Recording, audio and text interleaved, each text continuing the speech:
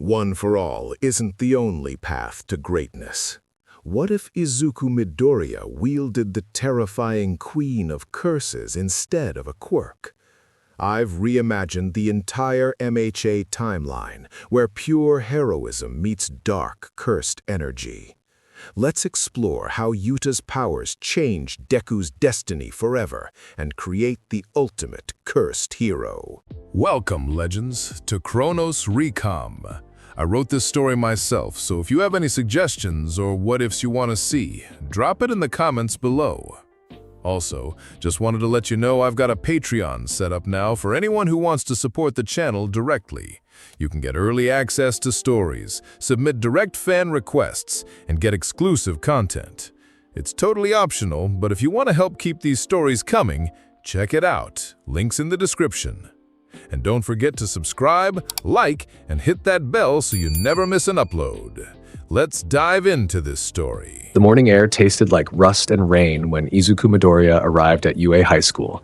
He stood at the gates, white katana strapped across his back, feeling the familiar weight of the silver ring hanging from a chain around his neck.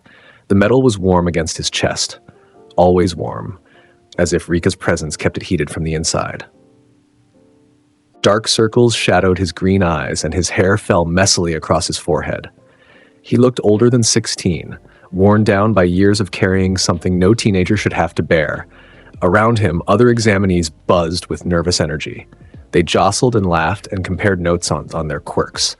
They radiated hope, excitement, the belief that today would change their lives.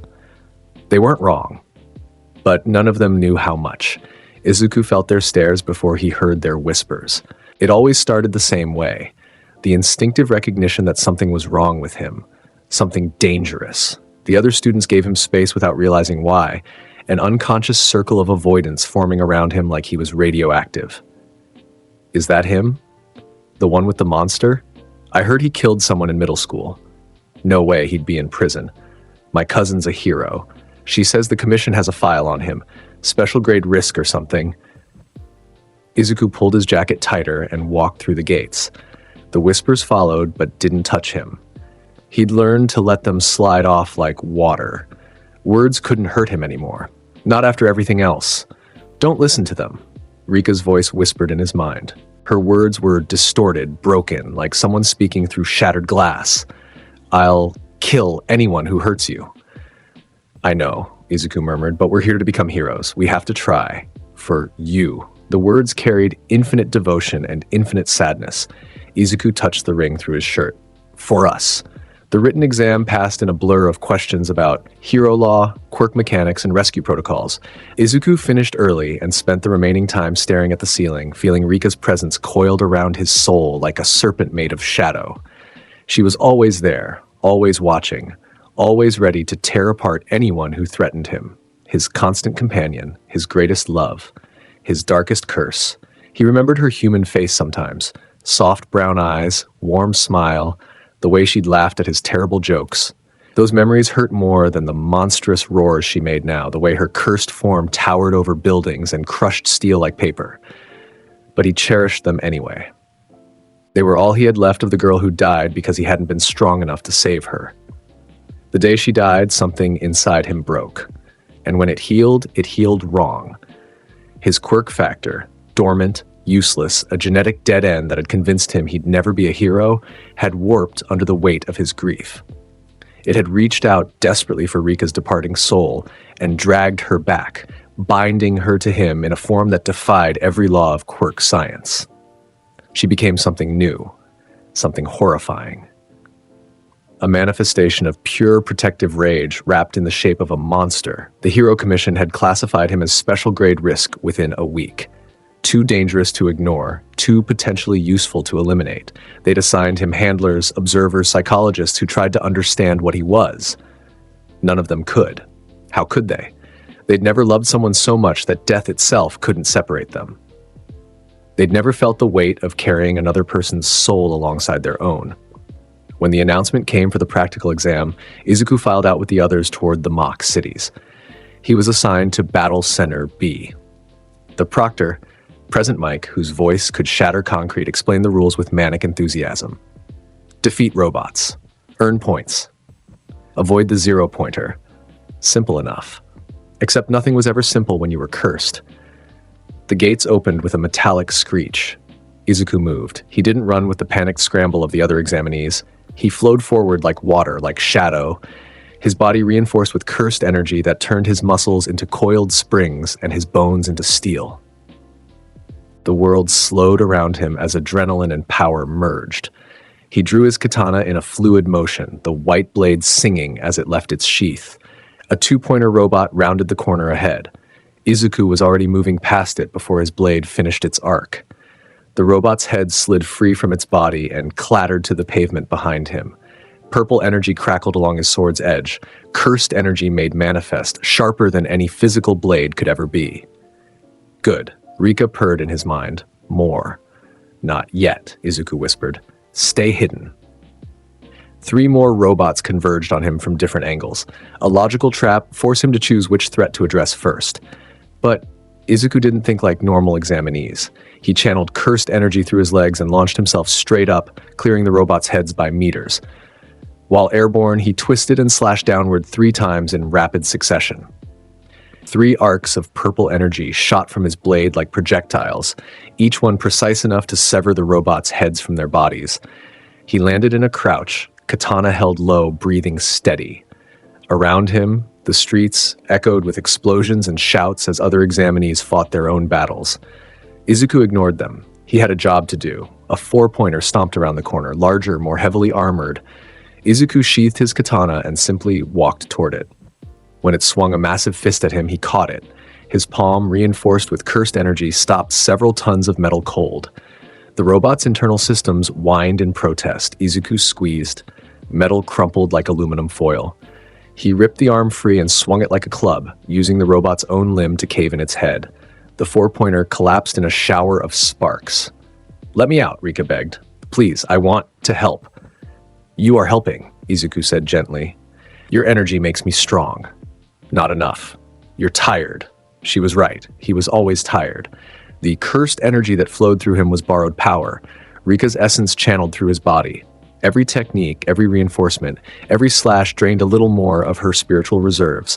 Using her power meant consuming her, bit by bit, even as she regenerated. It was another reason he hated himself. But Rika had chosen this. She'd chosen to stay with him, to protect him, even in death. He couldn't dishonor that choice by holding back when people needed saving. Izuku moved through Battle Center B like a ghost, racking up points with mechanical efficiency. He didn't waste movement or energy. He didn't show off. He simply destroyed every robot in his path with the minimum force necessary, his katana drawing elegant lines of destruction through the mock city. Other examinees saw him and froze. There was something wrong about the way he moved, the way his blade glowed with that sickly purple light, the way shadows seemed to cling to him even in broad daylight. They felt it on an instinctive level, the same way rabbits knew when a wolf was near. Izuku had stopped caring what they thought 2 years ago. He was approaching his 50th point when the ground shook. The tremor started as a distant rumble, then grew into a seismic roar. Examinees scattered like frightened birds. Izuku turned slowly toward the source of the sound, already knowing what he'd see. The 0 pointer. It towered over the buildings, a mobile fortress on treads, every inch of designed to be insurmountable. The point wasn't to defeat it. Present Mike had made that clear. It was an obstacle to avoid, a test of judgment over reckless courage. Izuku started to turn away. Then he heard the scream. High-pitched, terrified, coming from directly in the 0 pointer's path. Izuku's head snapped toward the sound. A girl with brown hair, gravity manipulation deckhand. Quirk, he'd noticed her during the written exam, was pinned under rubble, her leg trapped. She was pulling desperately at the concrete, tears streaming down her face, knowing she couldn't free herself before the massive robot crushed her. Other examinees were running past her, running away, saving themselves. Something cold settled in Izuku's chest. The world went quiet. He'd promised himself he'd try to be a hero, that he'd use this curse for good, that Rika's death wouldn't be meaningless. But he'd also promised himself something else. He would never watch someone die in front of him again. Never. Even if it meant unleashing the monster. Even if it meant terrifying everyone who saw. Even if it meant accepting that he could never be a normal hero, Izuku closed his eyes. "Rika," he said softly, "I'm sorry. I need you." The temperature dropped 20 degrees in an instant. The sky darkened despite the afternoon sun. Shadows stretched and twisted unnaturally, reaching toward Izuku like grasping fingers. Every examinee within 2 blocks felt it. A primal dread that bypassed logic and reason, pure instinctive terror that screamed at them to run, to hide, to get away from whatever was about to happen. In the observation room, Present Mike's enthusiastic commentary died mid-sentence.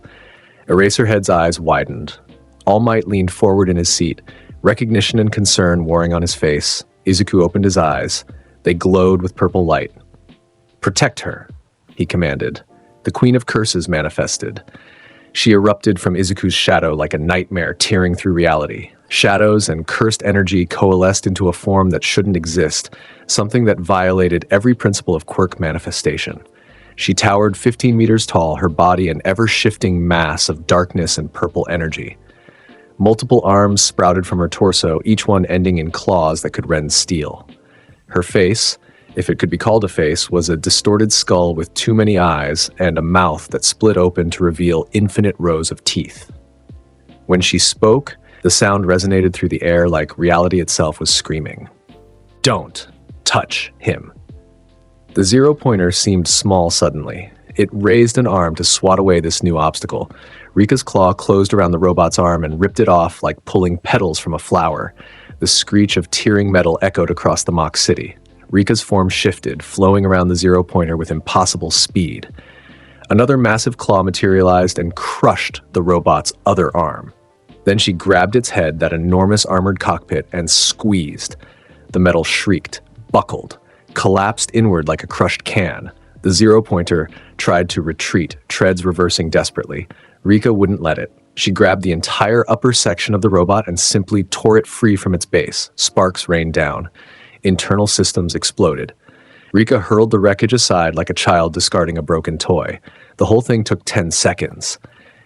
Izuku walked through the carnage toward the trapped girl. His expression was tired, resigned, like a man who'd done this too many times before. Behind him, Rika loomed, her massive form radiating protective fury. She swiveled her distorted head back and forth, searching for any other threats to her beloved. The girl with brown hair stared up at Izuku with wide, terrified eyes. "It's okay," Izuku said quietly. He knelt beside her and placed his hands on the rubble pinning her leg. Purple energy flowed from his palms, and the concrete crumbled to dust. He helped her stand, supporting her weight gently. "You're safe now." What are you?" she whispered. Izuku smiled. It was a sad smile, full of old pain. "Someone who's cursed, but I'm trying to be a hero anyway." Behind him, Rika began to dissolve back into shadow. As she faded, her distorted voice echoed one last time. "Love? You. I love you too," Izuku whispered back. The shadows retreated. The temperature normalized. The sky cleared. Izuku stood alone in the destroyed street, surrounded by the wreckage of the zero-pointer. With dozens of examinees staring at him in shock and terror, he sheathed his katana and walked toward the exit. The exam was over. The waiting room was silent when Izuku entered. Other examinees pressed themselves against the walls, giving him space. No one spoke. No one even breathed loudly. They all felt it. The lingering wrongness that clung to him. The sense that something vast and terrible was just beneath his skin, waiting to emerge. Izuku sat alone in a corner and closed his eyes. He was exhausted. Fully manifesting Rika always left him drained, like he'd run a marathon while carrying a building on his back. But more than physical fatigue, he felt the emotional weight settling over him again. The fear in their eyes, the way they looked at him like he was a monster. Maybe they were right. They're stupid, Rika murmured in his mind. Her voice sounded tired too. "You saved her." "Doesn't matter. They'll remember the monster, not the rescue. Then they're not worth saving." "Everyone's worth saving," Izuku said softly. "That's what Rika, what you believed when you were human. You thought everyone deserved kindness." Silence. "Then I remember." Izuku touched the ring through his shirt. "I remember too." 3 days later, a letter arrived. Izuku stood in his apartment, small, sparse, decorated only with a few photos of Rika when she was alive, and stared at the UA envelope. His mother had died 2 years ago, heart failure brought on by the stress of watching her son become something she couldn't understand. He lived alone now. Him and Rika, the only family he had left. He opened the letter. A hologram of All Might appeared, smaller than life size, but still radiating charisma. The number one hero smiled his trademark smile, but there was something serious beneath it, something that suggested he understood more than he was saying. Young Midoriya, congratulations. You've been accepted into UA High School's hero course, Class 1A. Izuku felt something loosen in his chest. Hope, maybe? Or relief. Your performance in the practical exam was... All Might paused, choosing his words carefully. Remarkable and concerning. The teachers have reviewed your case extensively, and we've decided to accept you under special conditions. You will be under direct supervision of a Racerhead who specializes in handling difficult students. You will attend mandatory counseling sessions, and you will be required to maintain strict control of your companion during school hours. The hologram's expression softened. But we believe in you, young man. Your actions during the exam showed something important. You have the heart of a hero. You didn't hesitate to save that young woman, even knowing the consequences. That's what we look for in UA students. Not perfect control, not overwhelming power, but the courage to do what's right, no matter the cost. All Might's smile became genuine. Welcome to UA, Izuku Midoriya. We'll help you master your power, and maybe we'll help you find peace with it. The hologram faded. Izuku stood alone in his apartment, holding the letter, feeling tears he didn't know he could still cry sliding down his cheeks. We did it, Rika whispered. We're going to be heroes. Yeah, Izuku said, voice thick. We are. He looked at the photos on the wall, Rika smiling, alive, beautiful, the girl he'd loved, the girl he'd failed, the girl who'd become a monster because of him. I promise, he told her memory, her ghost, her cursed form. I'll make your sacrifice mean something. I'll save everyone I can. I'll become a hero worthy of the love you gave me. The shadows in the corner of the room shifted, took the vague shape of a girl. For just a moment, she looked human again.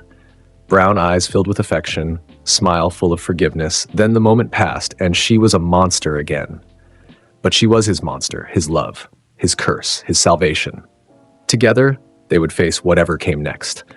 The first day at UA arrived with spring sunshine and cherry blossoms.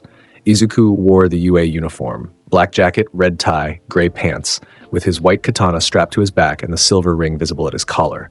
He stood outside the massive doors of Class 1A, feeling the familiar anxiety coil in his stomach. Nervous? Rika asked. Terrified, Izuku admitted. I'll protect you. I know. But that's what scares me. What if I lose control? What if you hurt someone who doesn't deserve it? Never, Rika said with absolute conviction. Only bad people, only threats. Izuku took a deep breath and pushed open the door. The classroom fell silent. 20 pairs of eyes turned toward him. He recognized some faces from the exam. The gravity girl, Uraraka, he remembered from the roster. The explosive blonde who'd topped the practical exam. The half-red, half-white boy who'd frozen an entire section of his battle center. Others were new. They all stared. Izuku walked to an empty desk in the back corner, the strategic position where he could watch everyone and have the wall at his back, and sat down. He kept his katana across his lap. The weight was comforting.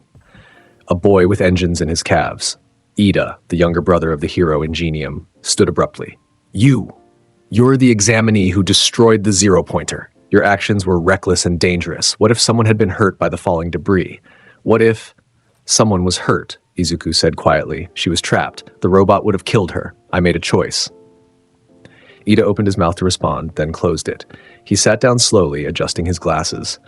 I see. Then I apologize. I spoke without full knowledge of the situation. It's fine, Izuku said. You're not wrong to be concerned. I am dangerous. The honesty silenced the room again. The explosive blonde Bakugo glared at Izuku from across the room. You're the one everyone's whispering about. The freak with the monster quirk. What makes you think you can be a hero? Heroes don't summon nightmares. Izuku met his gaze without flinching. Heroes protect people. That's all that matters. Protect? Bakugo laughed harshly. You looked like a villain out there. Everyone was terrified of you. That's not protection. That's intimidation. Before Izuku could respond, a voice from the doorway interrupted. That's enough. Everyone turned. A man in a sleeping bag was lying on the floor just inside the doorway. How had no one noticed him? And now he was extracting himself with the efficiency of someone who'd done this many times before. He stood, revealing messy black hair, tired eyes, and a capture weapon wrapped around his neck. "I'm Eraserhead," he said. "Your homeroom teacher. And if you're going to judge each other before classes even start, this is going to be a long year." His eyes found Izuku. There was no fear in them, no disgust, just evaluation, like he was looking at a complex equation and trying to find the solution. "Midoriya, you're under my direct supervision per the Commission's orders. That means you follow my instructions without question. If I tell you to suppress your quirk, you suppress it. If I tell you to manifest it, you manifest it. If I tell you to hold back, you hold back. Understood?" Izuku nodded. "Yes, sir. Good." Eraserhead's gaze swept across the class. "The rest of you. Midoriya is here because he earned his place, same as you. His quirk is unusual. It's dangerous, but that's why he's here, to learn control, to become a hero despite the difficulties. If any of you have a problem with that, you can leave now." No one moved. "Excellent. Now get changed into your gym uniforms and meet me outside. We're doing a quirk assessment test." Groans filled the classroom. Izuku grabbed his bag and headed for the changing rooms, feeling the weight of 24 stares on his back. It was going to be a long year. The quirk assessment test was designed to push students to their limits. 8 trials: 50-meter dash, grip strength, standing long jump, repeated sidesteps, ball throw, distance run, sit-ups, and seated toe touch. Each student would use their quirk to achieve the best possible results. Eraserhead stood before them with a tablet, his expression carved from stone. "At UA, we don't coddle students. We don't waste time on ceremonies or opening events. We dive straight into the work because that's what heroes do. They act when action is needed. This test will show me what you're capable of and where you need improvement." He looked at Bakugo. "You topped the practical exam. Show us what you can do." Ball throw. Bakugo stepped into the circle with a feral grin. He wound up and hurled the ball while triggering massive explosions from his palm. The ball rocketed into the sky. When it finally landed, the tablet beeped, 705.2 meters. "That's how you do it," Bakugo shouted. "With power." The other students murmured in excitement. This looked fun. "Fun?" Eraserhead's voice cut through their enthusiasm like a blade. "You think this is fun? Fine. New rule. Whoever places last overall gets expelled immediately." The mood shifted instantly. "Welcome to UA's Hero Course," Eraserhead said. "Where your dreams come to die if you're not good enough." The tests began. Izuku watched his classmates showcase their quirks: tails that enhanced balance, acid that dissolved obstacles, hardening that increased durability, creation that made helpful tools, engines that provided speed. Each person found creative ways to leverage their abilities. When Izuku's turn came for the 50-meter dash, he simply reinforced his body with cursed energy and ran. He moved so fast he left blurred after images. The timer stopped at 3.04 seconds. Superhuman, but not impossibly so. He didn't want to reveal everything yet. Grip strength, 540 kilograms with cursed energy reinforcement.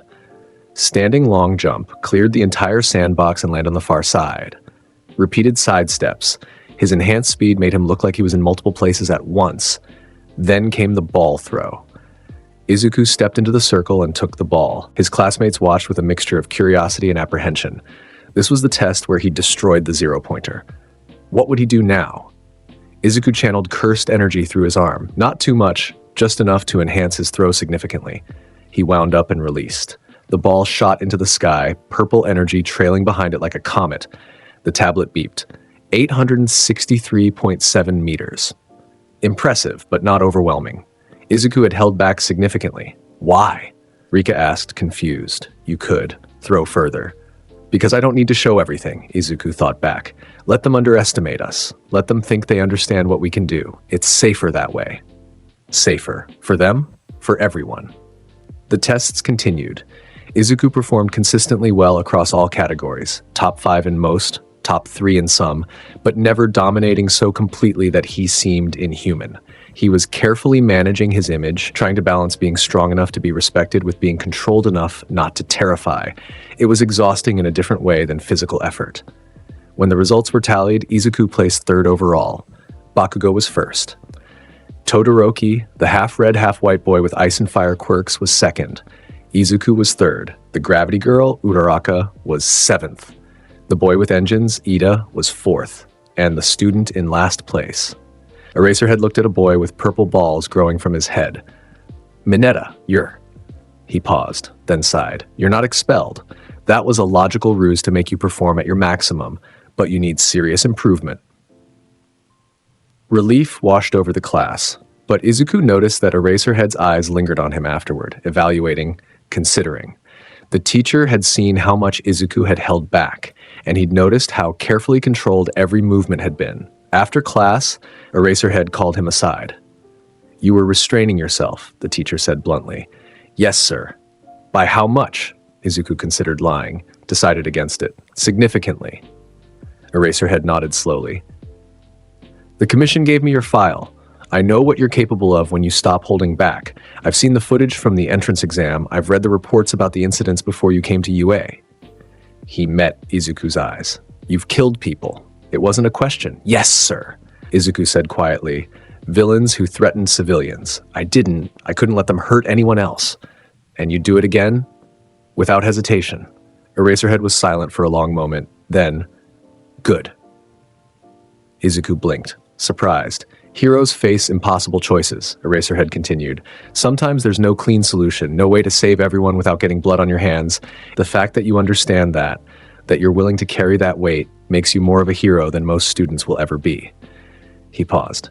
But that doesn't mean I'll let you kill casually or unnecessarily. At UA, you'll learn to control your power so that lethal force is always your last option, not your first. Understood? Yes, sir. One more thing. Eraserhead's expression softened slightly. Your companion, Rika, right? She's not a quirk in the traditional sense. I can't erase her with my quirk. That means she's something else, something bound to your soul. Izuku touched the ring through his shirt. She's the girl I loved. She died protecting me. My quirk factor mutated and brought her back as what she is now. And she's sentient? Aware? Yes. She thinks. She feels. She loves me. Izuku's voice cracked slightly. She's trapped in that form because of me. Because I couldn't let her go.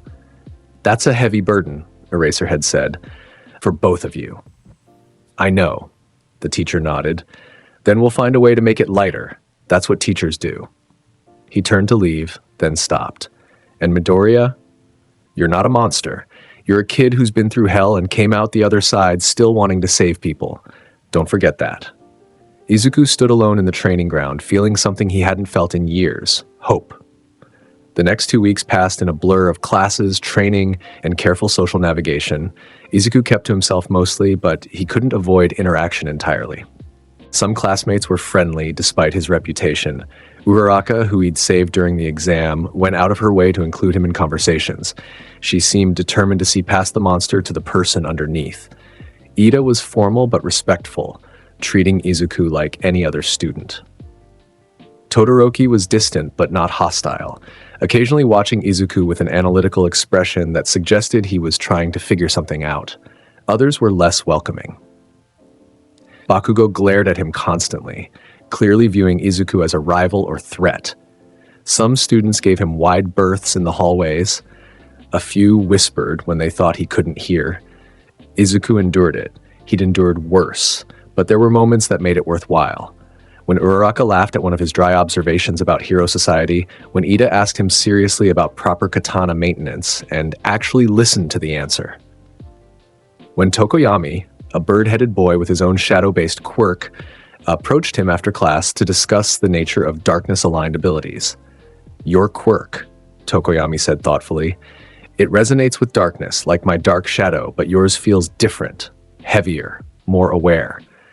That's because she is aware, Izuku said. Rika has her own will, her own thoughts and feelings. That must be, Tokoyami searched for the word, complicated. It is, but I wouldn't trade it. She's all I have left of someone I loved. Tokoyami nodded slowly. Then you carry your darkness with purpose. That's admirable. It was the first time someone at UA had called anything about Izuku admirable. During hero training with All Might, Izuku continued to hold back carefully. He used cursed energy reinforcement to enhance his physical abilities but never manifested Rika fully. He drew his katana occasionally, but never channeled enough cursed energy to make it truly lethal.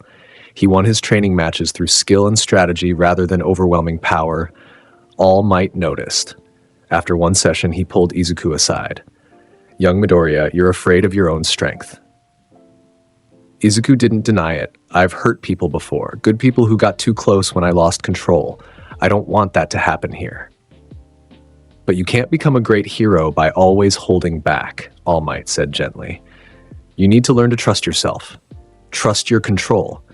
Trust that you won't become the monster you fear."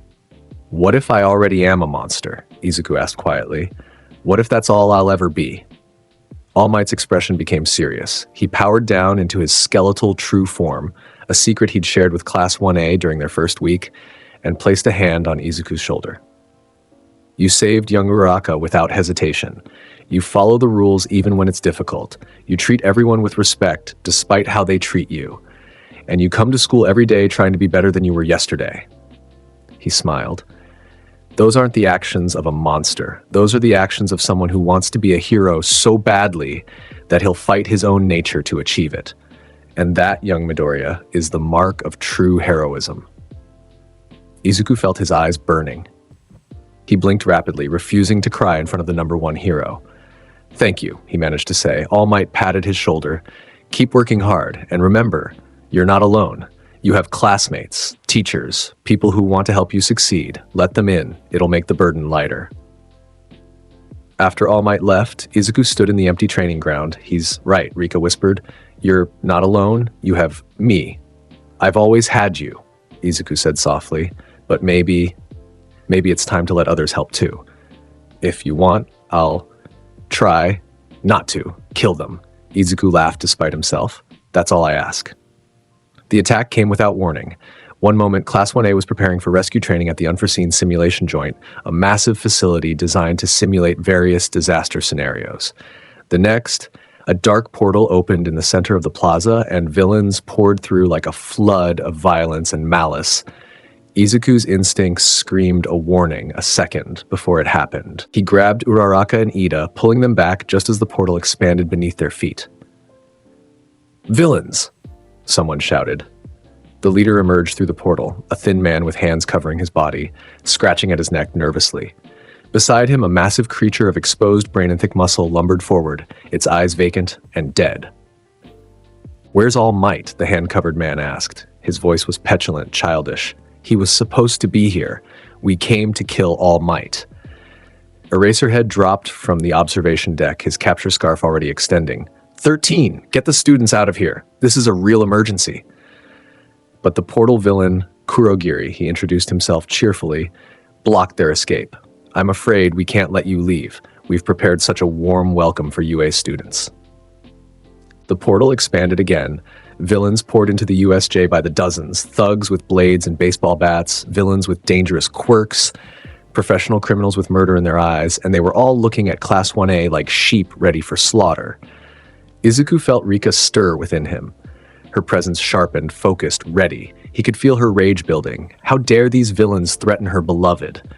How dare they put him in danger? "Let me out," she growled. "Let me..." Kill them all. Izuku wanted to. God, he wanted to. It would be so easy. Just stop suppressing her. Let the Queen of Curses manifest fully and watch as she tore through these villains like paper. They'd never know what hit them. His classmates would be safe, but they'd also be terrified. They'd see the full extent of his curse. They'd understand exactly how dangerous he was, and any progress he'd made in building relationships would shatter. Sometimes being a hero meant making hard choices. "Not yet," Izuku whispered. "Let me try another way first." The hand-covered man, Shigaraki, Kurogiri called him, pointed at the students. "Kill them, but leave the one with the sword. Well, I want to see what he can do." 20 villains charged toward Class 1A. Izuku drew his white katana. Purple cursed energy erupted along the blade like fire, but controlled, focused. He stepped forward, placing himself between the villains and his classmates. His eyes glowed faintly with cursed energy. "You made a mistake coming here," Izuku said quietly. The first villain swung a pipe at his head. Izuku sidestepped and cut upward in a single fluid motion. The pipe fell in 2 pieces. The villain stumbled back, shocked.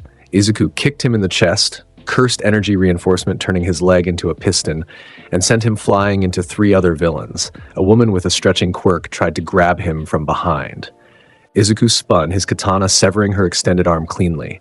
She screamed and clutched the bleeding stump. Izuku felt no satisfaction, no guilt, just cold efficiency. Uraraka shouted.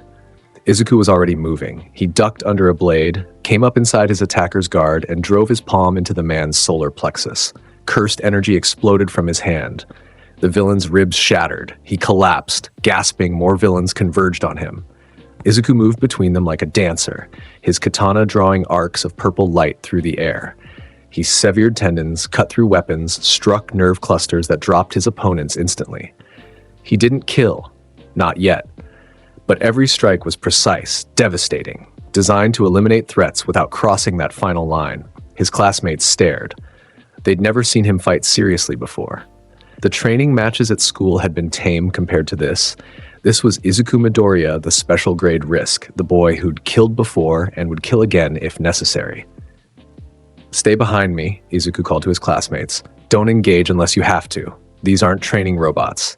They'll kill you if they get the chance."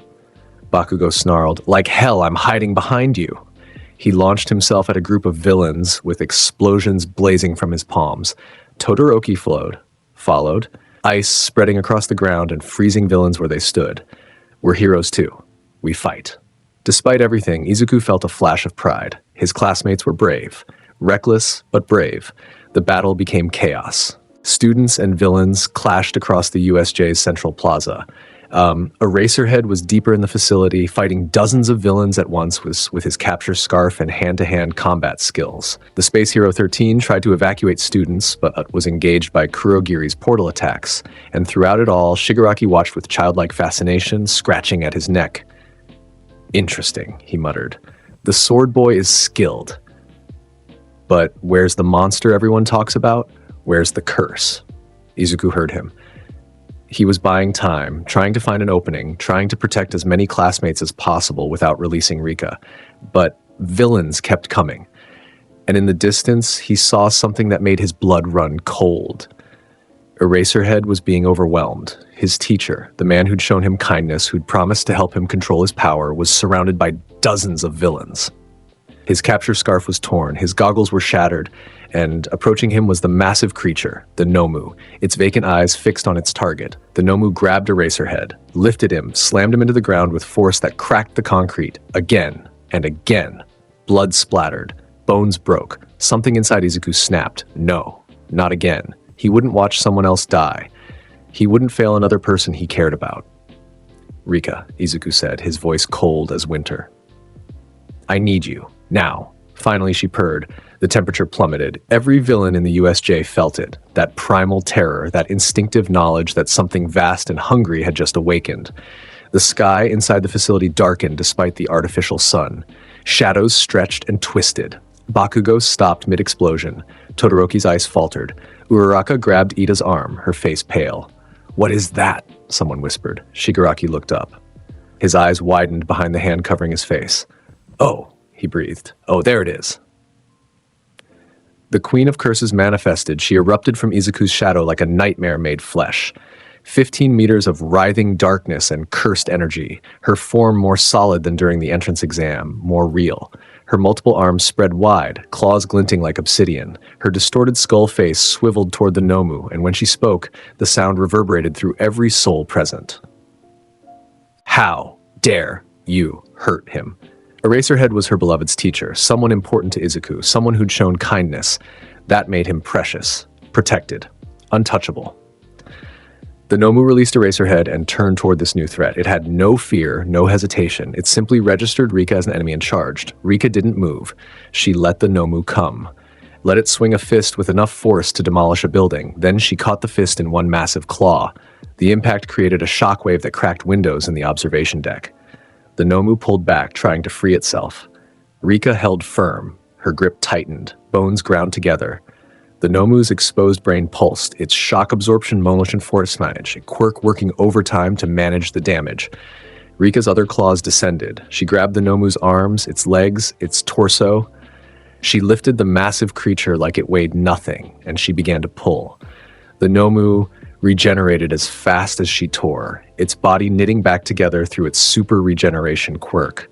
But Rika didn't stop. She ripped off an arm. It regenerated. She tore it off again. She was relentless, unstoppable, a force of nature given form and purpose. Izuku walked through the carnage toward Eraserhead. His eyes glowed with purple light, cursed energy radiating from his body in visible waves.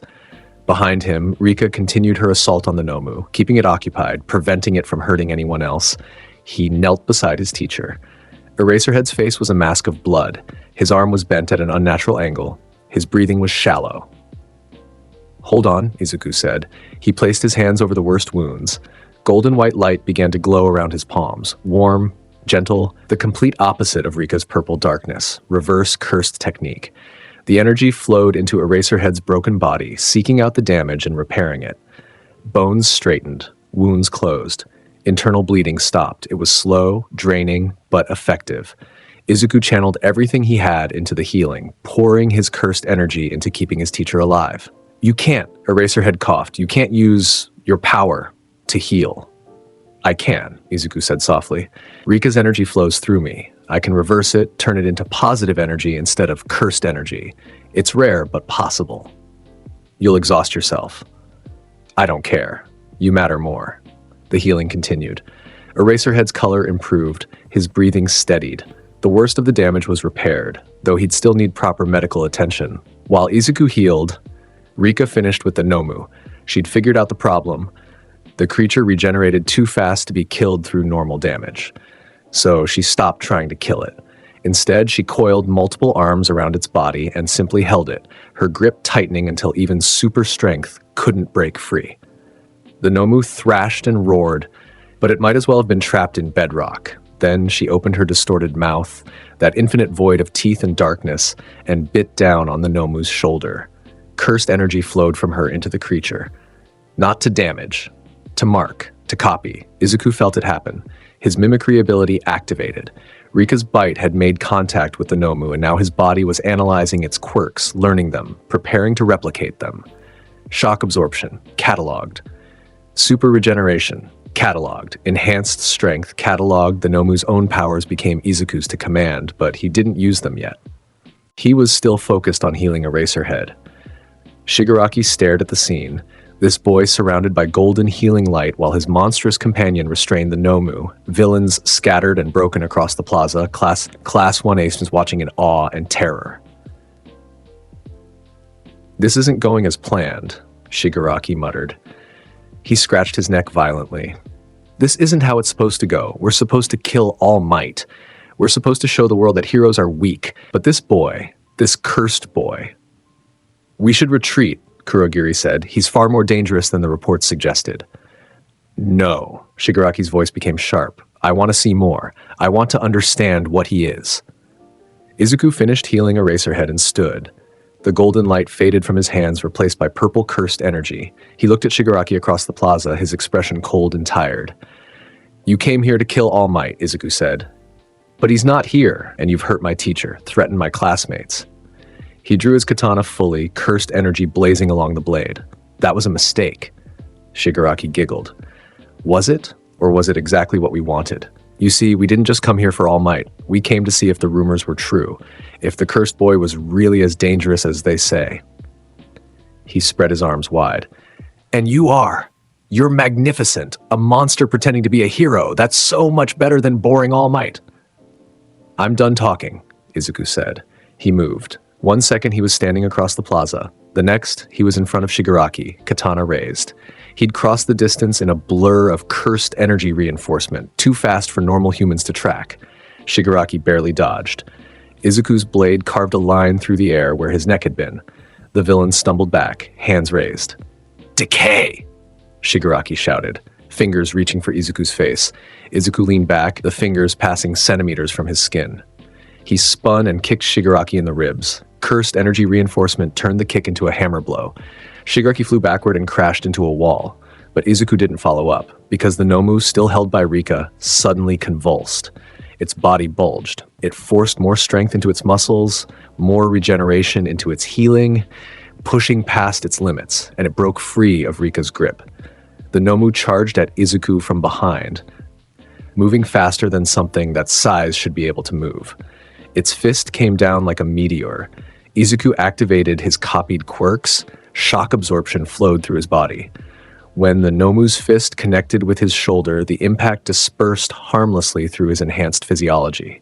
Super regeneration kicked in, healing the minor damage instantly, and enhanced strength flooded his muscles. Izuku caught the Nomu's fist. The impact cratered the ground beneath him, but he held firm. Then he twisted and threw the Nomu over his shoulder, using its own momentum against it. The creature sailed through the air and crashed through the USJ's fountain. The villains stared in shock. Their secret weapon, the creature designed to kill All Might, had just been countered by a 16-year-old boy. Impossible, Kurogiri breathed. Izuku looked at his hands. The copied quirks felt strange, like wearing clothes that didn't quite fit. But they worked. Rika's mimicry had given him the Nomu's own powers. Nothing's impossible, Izuku said. You just didn't understand what you were facing. Rika reformed beside him, her massive form looming over the plaza. She'd released the Nomu when it broke free, but now she was ready to tear it apart if it attacked again. Shigaraki stood slowly, clutching his ribs. This is amazing. This is perfect. You're exactly what we need. Need? Izuku frowned. What are you talking about? You're proof. Shigaraki laughed. Proof that heroes are just monsters with good PR. Look at you, that thing behind you, the way you fight without hesitation, the way everyone's scared of you. You're not a hero. You're a curse pretending to be one. Izuku felt something cold settle in his chest. Not anger, not rage, just sadness. You're right, he said quietly. I am cursed. I carry a monster with me everywhere I go. I've killed people. I terrify everyone who sees my quirk fully manifested. He looked at Rika, at her distorted form, at the love and devotion radiating from her despite her monstrous appearance. But that's exactly why I'm here. Why I'm training to be a hero, because if I'm going to be a monster, I want to be a monster that protects people. A monster that saves lives. A monster that uses this curse for something good. He raised his katana, and that means stopping people like you. Before Shigaraki could respond, the doors of the USJ burst open. All Might arrived. He was in his muscular form, radiating power and confidence. But when he saw the scene, the injured students, the unconscious Eraserhead, Izuku standing with a sword and a manifested curse, villains scattered across the facility, his expression darkened. I am here, All Might's voice boomed. And you villains are finished. Shigaraki's mood shifted instantly from excited to frustrated. There you are, late as usual, but that's fine. We'll kill you and the cursed boy together. He signaled Kurogiri. The portal villain opened a warp gate, and more villains poured through, reinforcements that had been waiting outside the facility. But they didn't account for one thing, All Might at full power. The number one hero moved like a force of nature. He crossed the plaza in a single bound and delivered a punch that sent a dozen villains flying. Another punch created a wind pressure that knocked over villains like bowling pins. He grabbed the Nomu, the creature designed to kill him, and they clashed in a battle of pure strength. While All Might fought, Izuku focused on protecting his classmates. He moved through the facility using cursed energy reinforcement to reach students who'd been scattered by Kurogiri's portals. He pulled Uraraka out of the flood zone, cut through villains threatening Sato in the mountain zone, froze attackers near Jiro with copied ice powers. Rika followed him, a massive shadow that struck down any villain who got too close. She was protective, possessive, making sure nothing touched her beloved. But she was also controlled. Izuku had asked her not to kill unnecessarily, and she obeyed.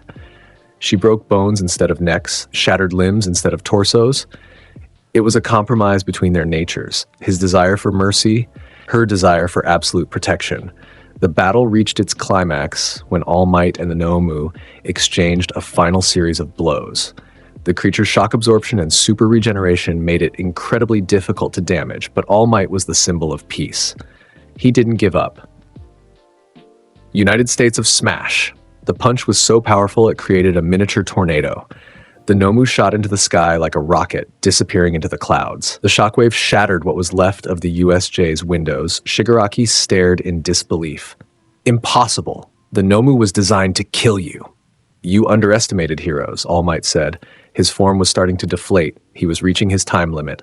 We don't give up, we don't surrender, and we protect our students no matter the cost.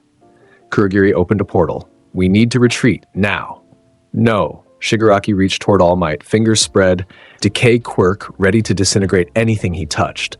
Izuku was faster. He appeared between All Might and Shigaraki, his katana raised. Shigaraki's fingers closed on the blade instead of All Might's face. But the katana didn't decay. Cursed energy protected it, hardening the weapon beyond what normal matter could achieve. Izuku looked into Shigaraki's eyes. You're not touching him. For a moment they stood frozen. Then Izuku spoke again. But this time his voice changed. Markings appeared around his mouth and throat, stylized snake eyes and fangs, glowing with cursed energy. His words carried unnatural weight, echoing through the air with compulsion. Cursed speech. Sleep. The command hit Shigaraki like a physical force. His eyes rolled back, his body went limp. He collapsed to the ground, unconscious before he hit the concrete. The markings faded from Izuku's face. He coughed and blood speckled his lips, the price of using cursed speech. The technique damaged his throat, strained his body, but it was effective. Kurogiri grabbed Shigaraki's unconscious body and retreated through a portal. This isn't over. The League of Villains will return. Then they were gone. The USJ fell silent except for the groans of injured villains and the heavy breathing of exhausted students. All Might deflated into his skeletal form. He looked at Izuku with a mixture of pride and concern. Young Midoriya? That power. What was that? Izuku wiped the blood from his mouth, fried a cursed speech. I infuse my words with cursed energy to compel obedience. It's exhausting and damages my throat, but it's effective against strong opponents. And the healing you used on Eraserhead? Reverse curse technique. I can generate positive energy to heal injuries. Izuku looked at his hands. Rika's energy is destructive, but I can reverse it, turn it into something that saves instead of destroys. All Might placed a hand on Izuku's shoulder. You did well today. You protected your classmates. You saved your teacher. You stopped villains from hurting innocent people. He smiled. You're already becoming a great hero. Izuku felt tears burning in his eyes. He'd been so afraid that using Rika's full power would make everyone hate him, that they'd see the monster and forget the person. But All Might saw a hero. Behind Izuku, Rika's form began to dissipate. As she faded back into shadow, her distorted voice whispered, "Proud of you." "I'm proud of you too," Izuku whispered back. The aftermath of the USJ attack was chaotic. Ambulances arrived to transport injured students and teachers. Police swarmed the facility to arrest unconscious villains. News helicopters circled overhead, broadcasting images of the destruction. And everywhere, people whispered about the cursed student who'd stopped the Nomu, healed the dying, and made a villain fall unconscious with a single word. Izuku sat alone in an ambulance, letting a paramedic check his vitals. He was exhausted, drained from using so much cursed energy in such a short time. Manifesting Rika fully, using mimicry to copy quirks, healing Eraserhead, employing cursed speech, each technique had taken its toll, but he'd done it. He'd protected everyone. No students had died. No teachers had suffered fatal injuries. For once, his curse had saved people instead of hurting them. Uraraka approached hesitantly. "Midoriya, can I talk to you?" Izuku looked up. Sure. She sat beside him, not afraid, not keeping her distance. "That was incredible. What you did. You saved all of us." "I just did what I had to do." "No." Uraraka shook her head. "You did more than that. You could have let Rika kill all those villains. I saw how powerful she is. She could have torn them apart in seconds, but you held back. You didn't kill anyone unless you absolutely had to. That's not easy." Izuku was quiet for a moment. "I don't want to be a killer. I don't want Rika to be a monster. We've crossed that line before, and I know we'll probably have to cross it again, but I want it to be the last resort, not the first choice." "That's what makes you a hero," Uraraka said. She smiled. "Not your power. Your choices." Before Izuku could respond, Ida appeared, his expression serious. "Midoriya, your technique, the healing you performed on Sensei, it was remarkable. How long have you possessed such an ability?" "A few years," Izuku said. "It's difficult to use, exhausting, but sometimes it's necessary." "You saved his life," Ida said. His voice was tight with emotion. "Thank you." Others approached, Todoroki offering a simple nod of respect, Tokoyami, his eyes reflecting understanding, even Bakugo, though he just glared and muttered something about showing off. For the first time since arriving at UA, Izuku felt like he was part of the class. Not the dangerous outsider, not the special grade risk. Just a classmate who'd fought beside them and protected them when it mattered. See? Rika whispered in his mind. They understand you're good. Maybe, Izuku thought back, or maybe they just see that I'm trying. That's enough for now. The paramedic cleared him for discharge. As Izuku stood to leave, he caught sight of his reflection in the ambulance's window. He looked exhausted, blood still on his lips from the cursed speech, dark circles under his eyes. But for the first time in years, he also looked hopeful. The UA Sports Festival was announced 2 weeks after the USJ attack. Principal Nezu made it clear, despite the villain attack, the festival would proceed as scheduled. It was a show of strength, a message that heroes didn't back down in the face of fear. Plus, it was the biggest opportunity for students to showcase their abilities to pro heroes who might offer internships. Class 1A gathered in their homeroom to discuss the upcoming event. The atmosphere was tense but excited. This was their chance to prove themselves on a national stage. Izuku sat in his usual spot in the back corner, white katana resting against his desk. He wasn't sure how he felt about the sports festival. On one hand, it was an opportunity to demonstrate control, to show that he could use his power responsibly. On the other hand, millions of people would be watching. Millions of people who'd see Rika, who'd witness his abilities, who'd judge whether he was a hero or a threat. The world will be watching, Eraserhead said from the front of the class. His face was still bandaged from the USJ attack, but he'd refused to take time off. For some of you, this is your moment to shine. For others, his eyes found Izuku. It's a chance to change how people see you. After class, Todoroki approached Izuku's desk. The half-red, half-white boy had been distant since the school year started, but now he looked directly at Izuku with his mismatched eyes. Midoriya, I want to talk. Izuku looked up. About what? About the sports festival. About your power. About... Todoroki paused. About being strong despite having something you didn't choose. Izuku understood. Todoroki's left side bore a scar from his father, the number 2 hero Endeavor. He'd been raised as a tool to surpass All Might, his quirk the result of a forced marriage between his mother's ice and his father's fire. Todoroki refused to use his fire side out of resentment for his father. They were both prisoners of their power in different ways. I don't have advice, Izuku said honestly. I'm still figuring out how to live with what I am. But you're trying, Todoroki said. You use your power to protect people, even though it terrifies them. That takes strength. Or stubbornness. Isn't that the same thing? Todoroki's expression was neutral, but there was a hint of something like respect in his eyes. I'm going to win the sports festival using only my ice. I'm going to prove I don't need his power. But I want you to know, I see you as a rival, someone worth surpassing. Izuku felt something stir in his chest. It had been so long since someone looked at him as an equal rather than a threat. Then I'll do my best not to disappoint. Todoroki nodded and left. He's strong, Rika observed, but you're stronger. Maybe, Izuku thought, but the sports festival isn't about being the strongest. It's about showing control, precision, the ability to win without destroying everything around me.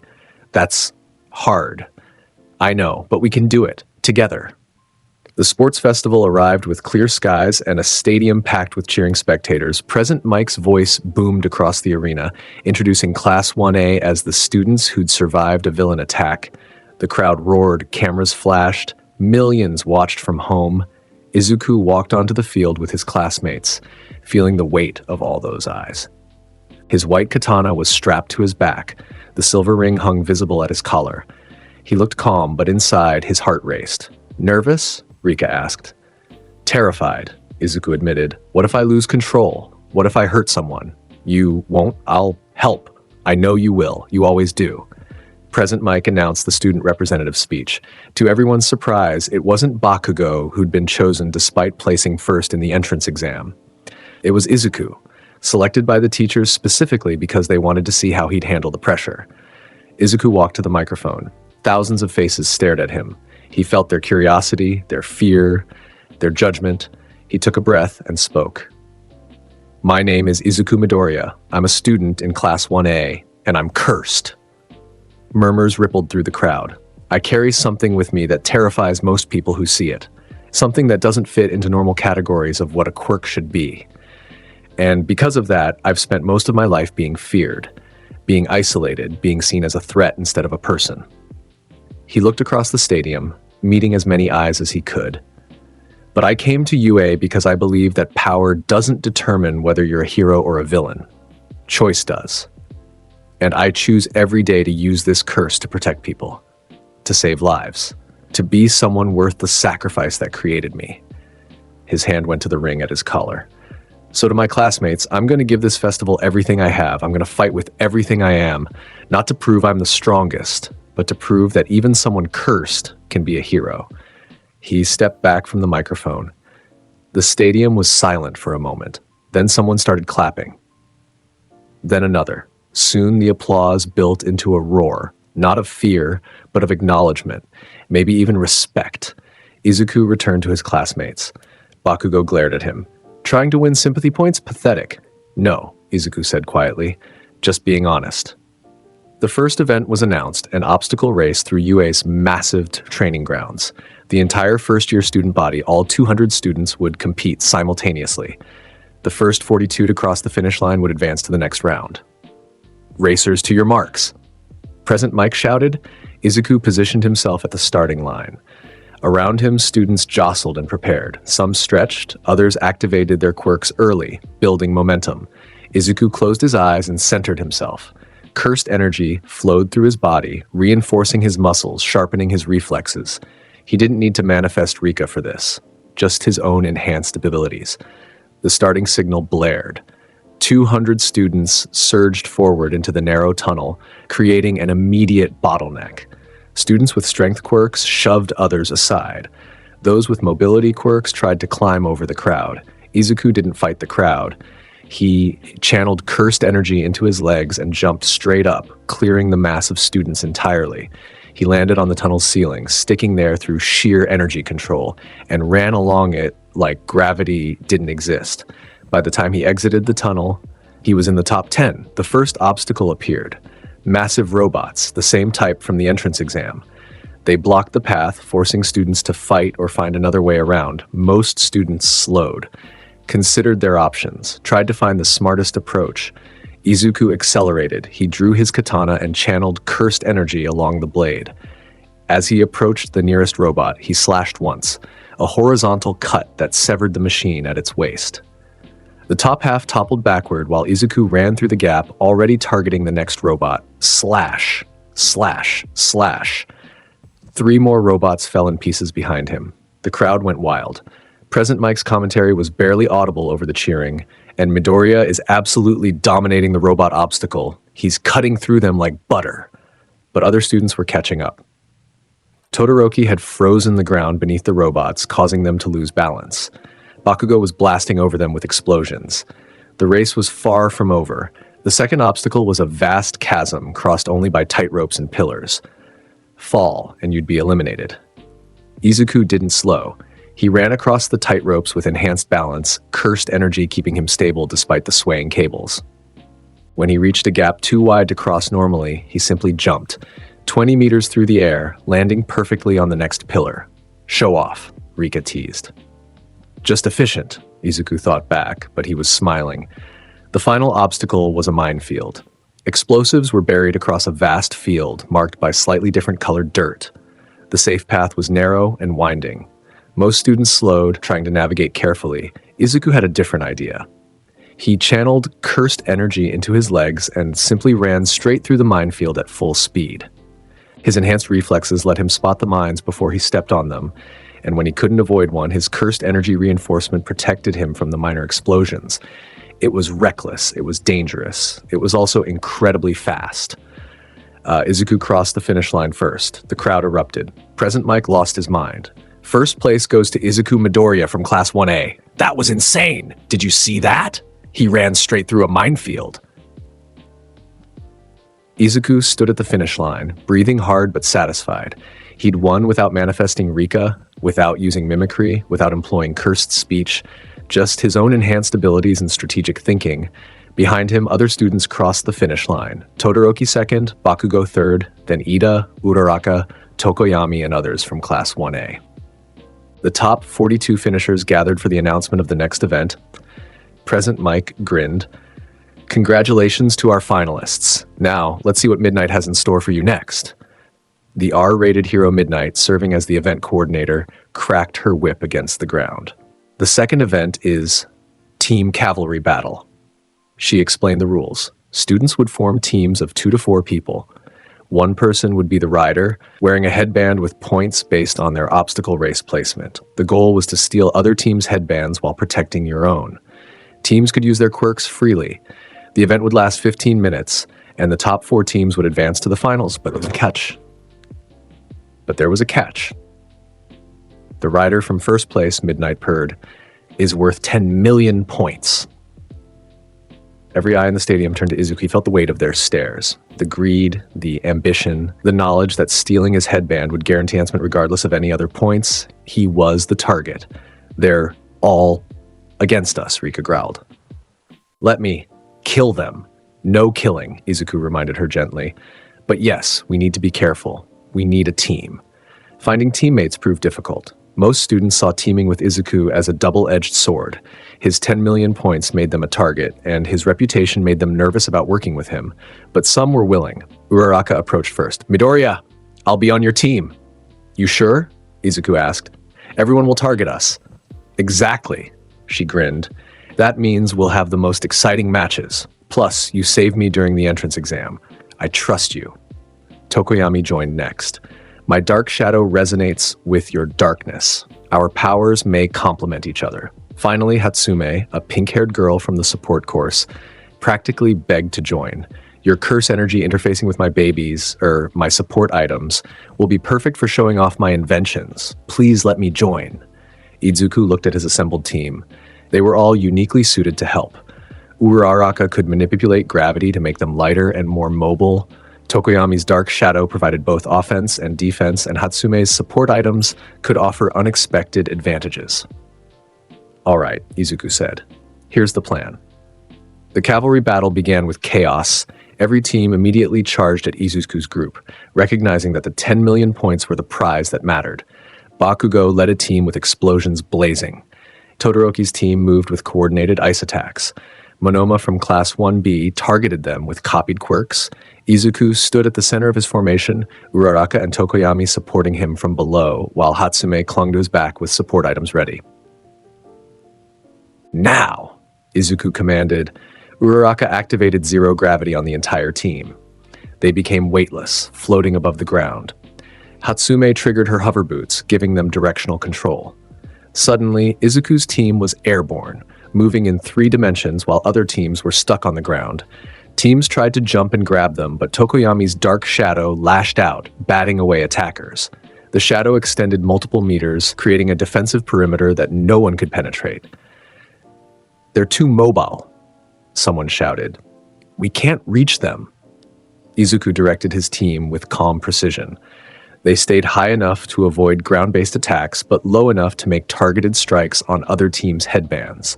When they descended to steal points, Uraraka would release her quirk momentarily for momentum, then reactivate it to escape before counterattacks landed. It was elegant, efficient, and incredibly frustrating for their opponents, but Todoroki's team wasn't giving up. The dual quirk user created an ice pillar that elevated his team to Izuku's height. Midoriya, Todoroki called. You can't run forever.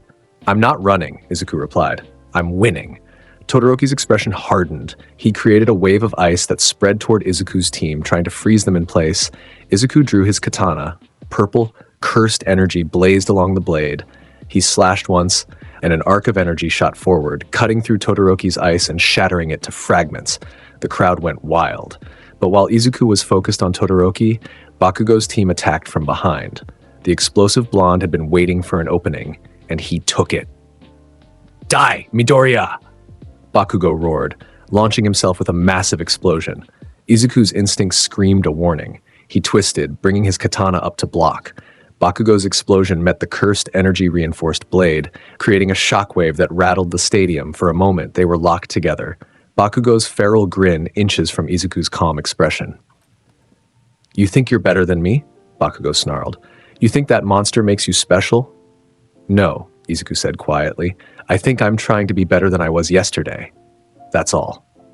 He channeled a pulse of cursed energy through his blade. Bakugo was blown backward, his team barely catching him before he crashed. The timer ticked down. 5 minutes left. Then 3. Then 1. Izuku's team maintained their lead, but other teams were accumulating points by stealing from each other. The top 4 weren't decided yet. Then, Monoma from Class 1B, who'd been quiet until now, made his move.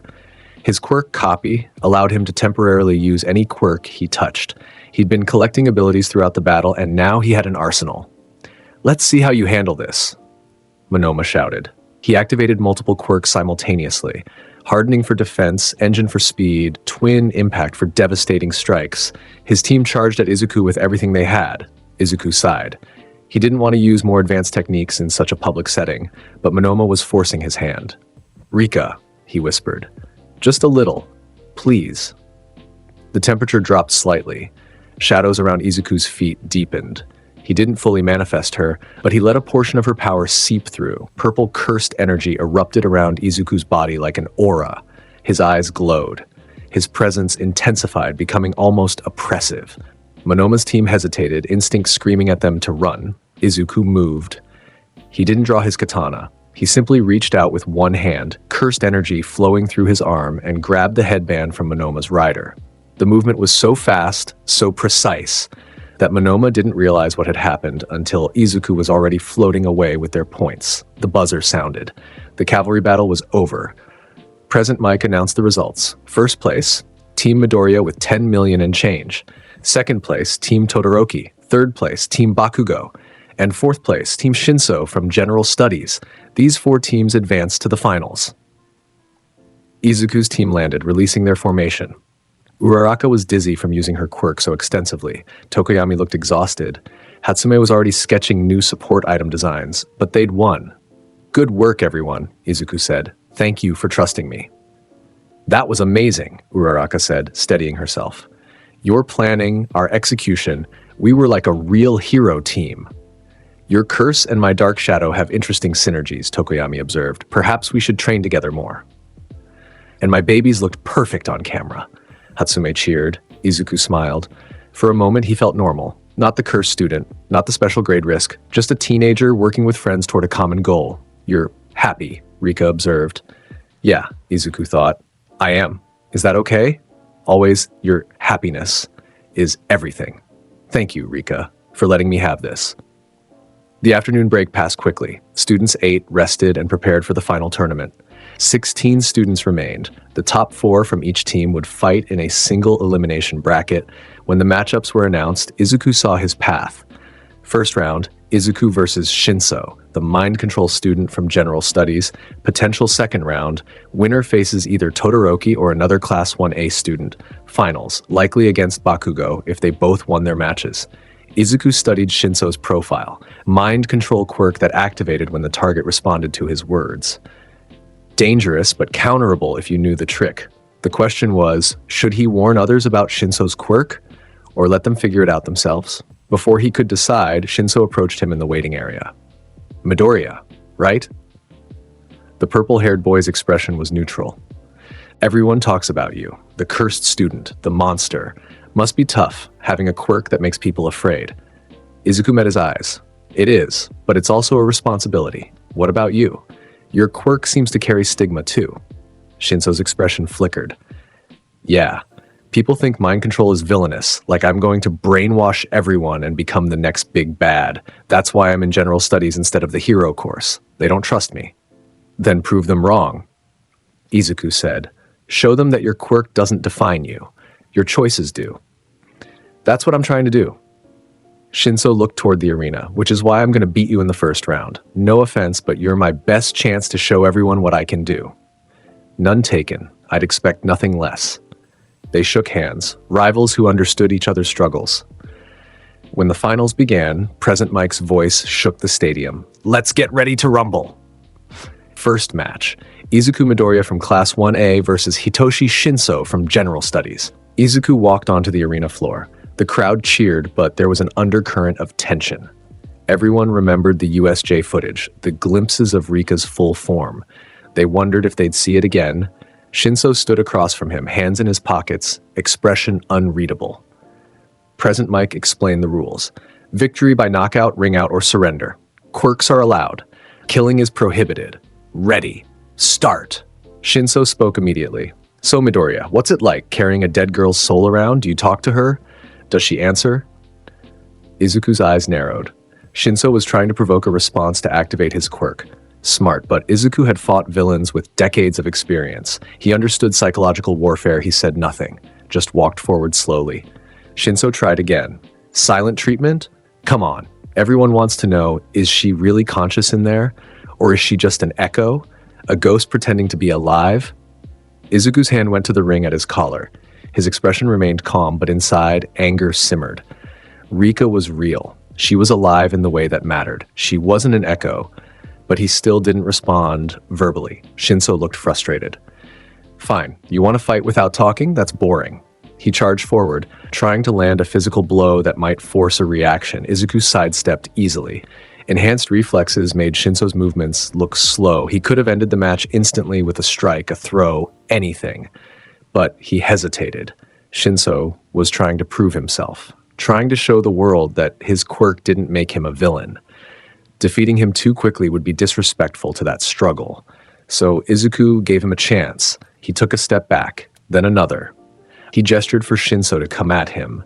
The crowd murmured, confused. Was Midoriya showing mercy or playing with his opponent? Shinso's expression hardened. You're looking down on me. Everyone does. He threw a punch. Izuku blocked it casually, then swept Shinso's legs and put him on his back. Not hard enough to hurt, just enough to demonstrate the gap between them. I'm not looking down on you, Izuku said quietly. His first word since the match began. Shinso's eyes widened. Got you. His quirk activated. Mind control flooded Izuku's consciousness, trying to override his will, trying to turn him into a puppet. For a normal person, it would have worked instantly. But Izuku wasn't normal. Inside his mind, Rika screamed. Her presence was a tsunami of protective rage, a force of will so intense that it shattered Shinso's control like glass. No one controls him but me. The mind control broke. Izuku blinked, fully aware again. Less than a second had passed. Shinso stared in shock. That's impossible. My quirk always... You're not the only one in my head, Izuku said. He touched the ring. Rika won't let anyone control me. She's too protective. He offered Shinso a hand up. But you fought well. Your quirk is powerful. You'll make a great hero. Fried, Shinso took the hand, still dazed. You broke my quirk with willpower?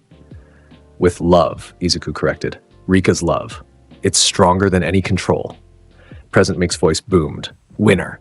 Izuku Midoriya. He broke through mind control like it was nothing. The crowd erupted in applause. They just witnessed something unprecedented. A student resisting what was supposedly an unbreakable quirk through sheer emotional connection. As Izuku left the arena, he felt Rika's warmth in his mind. Always. Protect. You. I know. Thank you. The tournament continued. Todoroki defeated his opponent with overwhelming ice. Bakugo won through explosive aggression.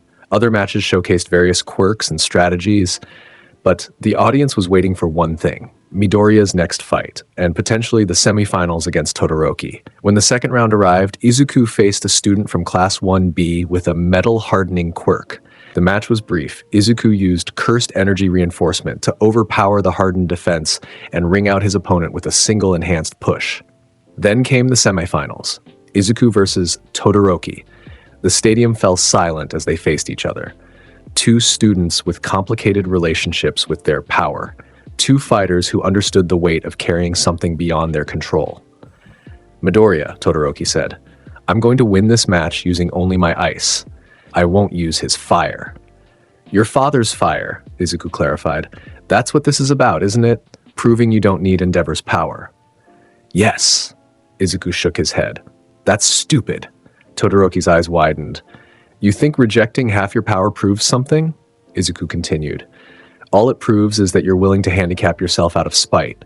Your fire isn't your father's. It's yours. You're the one who chooses how to use it. Rejecting it doesn't free you from him. It just means he still controls you by making you afraid to use part of yourself. You don't understand. I understand perfectly. Izuku's expression was serious.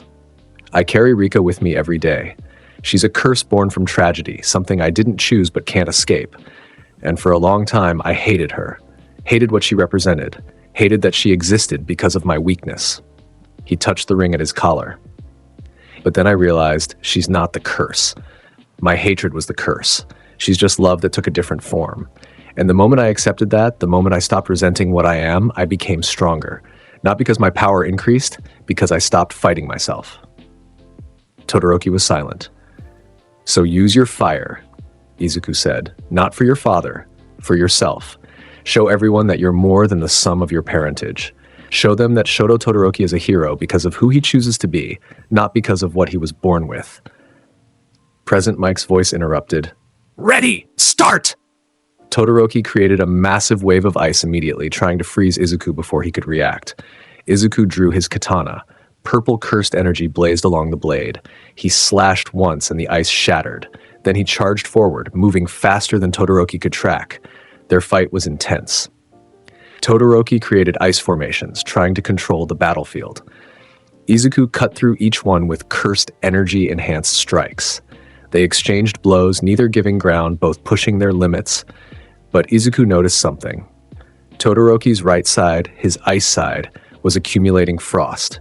Using only half his quirk was creating an imbalance, slowing him down, limiting his power. You're freezing yourself, Izuku called out. Use your fire to balance it, otherwise you'll lose. I told you, I won't use his power. Izuku channeled more cursed energy, his aura intensified. Then I'll force you to. He unleashed a technique he'd been practicing, a ranged cursed energy blast, concentrated and controlled. It shot toward Todoroki like a purple missile. Todoroki created an ice wall.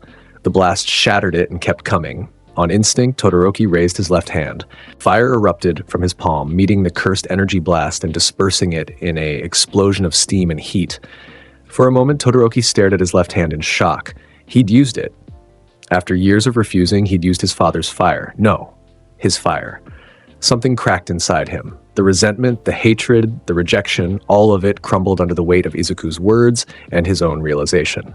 You're right, Todoroki said quietly. Then louder. You're right! He activated both sides of his quirk fully. Ice erupted from his right side. Fire blazed from his left.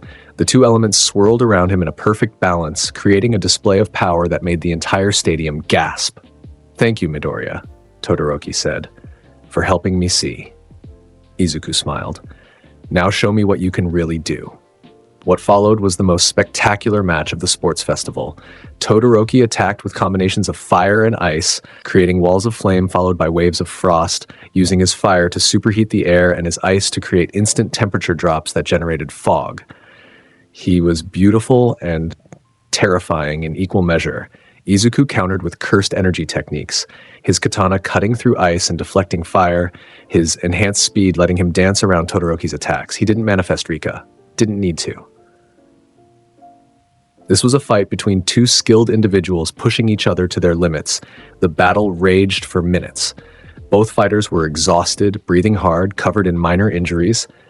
Then Todoroki created his ultimate move, a massive pillar of ice and fire combined, spiraling toward Izuku with devastating power. Izuku could have dodged, could have endured through cursed energy reinforcement, could have even manifested Rika to tank the hit. Instead, he did something different. He sheathed his katana, took a deep breath, and activated a technique he'd been saving.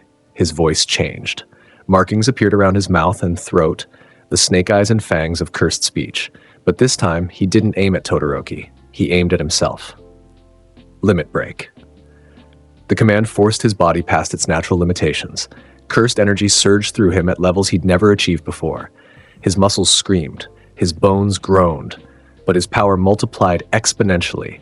Izuku charged forward, moving so fast he left a crater where he'd been standing. He met Todoroki's ultimate attack head-on, driving through the ice and fire with raw, cursed energy reinforcement. He emerged on the other side, singed and frostbitten, but standing. His hand touched Todoroki's chest. Ring out, Izuku said quietly. He pushed. Gently. But with cursed energy reinforcement, even a gentle push was enough to send Todoroki sliding backward across the arena floor and out of bounds. The buzzer sounded. Winner, Izuku Midoriya. Present Mike shouted. What a match! Both fighters gave it everything. Izuku released the cursed speech command. The markings faded. Immediately, he collapsed to one knee, coughing blood. Using cursed speech on himself was dangerous. It damaged his body even as it enhanced it, but it had been worth it to give Todoroki the fight he deserved. Medical robots rushed onto the field. Todoroki stood slowly, staring at his hands, both of them, fire and ice, finally working together. Thank you, he said again. Midoriya, you gave me something I needed. Then we're even, Izuku managed to say through the pain. You gave me a great fight. As the medics helped them both off the field, the crowd gave them a standing ovation. They'd just witnessed two future heroes pushing past their limits and finding new strength. The final match arrived after a brief recovery period. Izuku versus Bakugo. Izuku sat in the waiting room using reverse curse technique to heal the damage from using curse speech on himself. Golden white light surrounded his hands as he worked, mending torn muscles and strained bones. You hurt yourself, Rika said, worried for him. He needed to see he could use his full power, Izuku explained, and I needed to test my limits. It worked out, but now you're injured for the final. I'll be fine. The healing is working. A knock on the door interrupted them. Bakugo entered without waiting for permission. We need to talk, the explosive blonde said. Izuku gestured to a chair. About what? About this. Bakugo pointed at Izuku. You've been holding back all year. Every training exercise, every class. You act like you're giving your all, but you're not. You're scared of what you'll become if you stop holding back. Maybe I am, Izuku admitted. Is that wrong? Yes. Bakugo slammed his fist on the table. Heroes don't hold back. Heroes give everything. That's what it means to be the best. I've killed people, Bakugo, Izuku said quietly. Before UA, when I lost control, when I let Rika fully manifest without restraint, good people who just got too close. So yes, I hold back, because the alternative is unacceptable. Bakugo was silent for a moment. Then, that's why you need to fight me with everything. To prove you can control it, to prove you're not a monster. Because if you keep holding back out of fear, you'll never know if you're actually in control or just too scared to find out. Izuku looked up, surprised by the insight. That's actually wise. Don't sound so shocked, asshole. Bakugo stood. In the finals, I want everything you've got. No holding back, no restraint. Show me the real Izuku Midoriya, the one who destroyed the zero-pointer, the one who killed villains at USJ, the one who's supposed to be special grade. And if I lose control, then I'll blast you back to reality. Bakugo grinned, feral and confident. But I don't think you will. I think you're stronger than you give yourself credit for. He left without waiting for a response. Izuku sat alone, Bakugo's words echoing in his mind. He's... Right, Rika whispered. You're strong? You was enough. Maybe it's time to find out. The finals began with pyrotechnics and fanfare. The entire stadium was on its feet. This was the match everyone had been waiting for. The cursed student versus the explosive prodigy. Izuku and Bakugo stood across from each other in the arena. Izuku's white katana was drawn, cursed energy already flowing along the blade. Bakugo's palms sparked with minor explosions, warming up. Last chance to back out, Bakugo said. Not a chance. Izuku replied. Present Mike's voice echoed. Final match, Izuku Midoriya versus Katsuki Bakugo. The curse versus the explosion. Who will win? Ready. Start. Bakugo attacked immediately, launching himself forward with explosions and swinging a right hook charged with explosive power. Izuku blocked with his katana, but the explosion on contact sent him sliding backward. Bakugo didn't give him time to recover. He followed up with a barrage of explosions, each one precisely aimed, each one designed to overwhelm. Izuku channeled cursed energy through his body and moved. He weaved between explosions, his enhanced reflexes letting him predict Bakugo's patterns. When he found an opening, he slashed with his katana, forcing Bakugo to dodge. They clashed again and again, neither giving ground. The arena floor cracked under the force of their attacks. Smoke and purple energy filled the air. Is that all you've got? Bakugo roared. Where's the monster? Where's the curse everyone fears? You want to see it? Izuku called back. Fine. He stopped holding back. Purple, cursed energy erupted around him like an aura, so dense it was almost visible as a physical presence. The temperature dropped, shadows deepened. Every person in the stadium felt it. That primal dread, that instinctive terror. Izuku's eyes glowed. His presence intensified. "Rika," he said quietly. Partial manifestation, controlled. The shadows at his feet began to writhe and take shape. Not fully manifesting. He didn't want to terrify everyone, but enough to channel more of her power. Massive purple arms emerged from his shadow, mimicking his movements.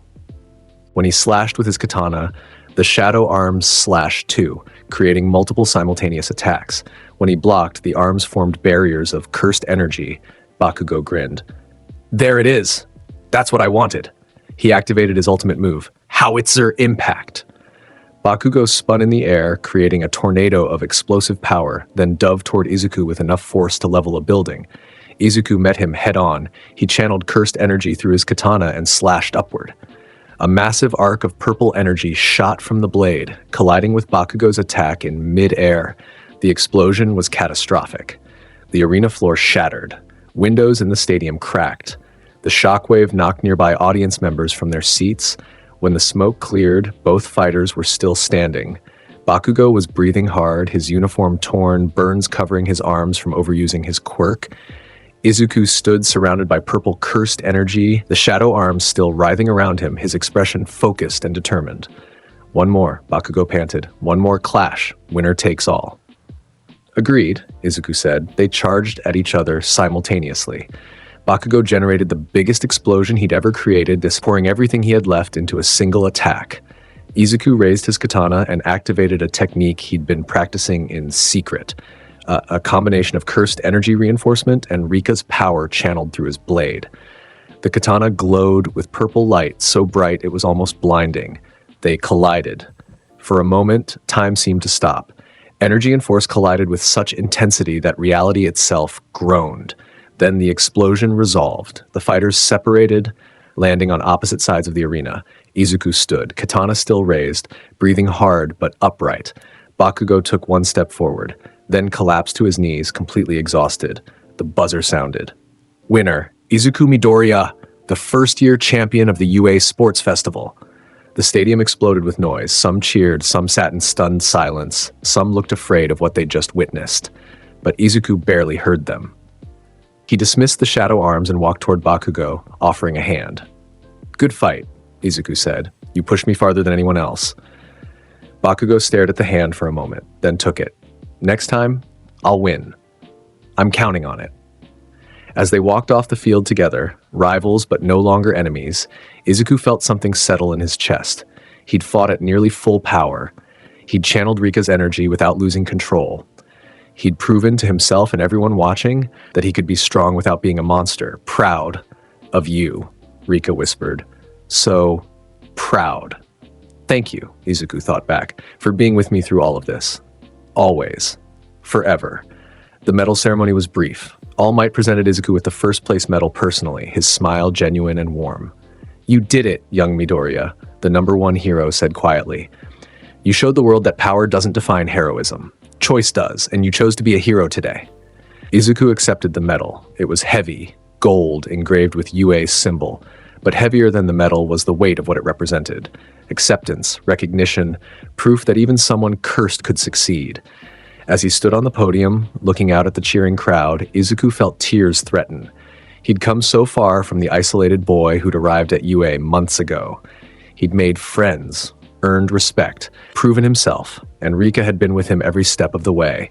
The sports festival ended with fireworks and celebration. Students mingled, exhausted but happy. Pro heroes approached with internship offers. The world watched and talked about the performances they'd witnessed.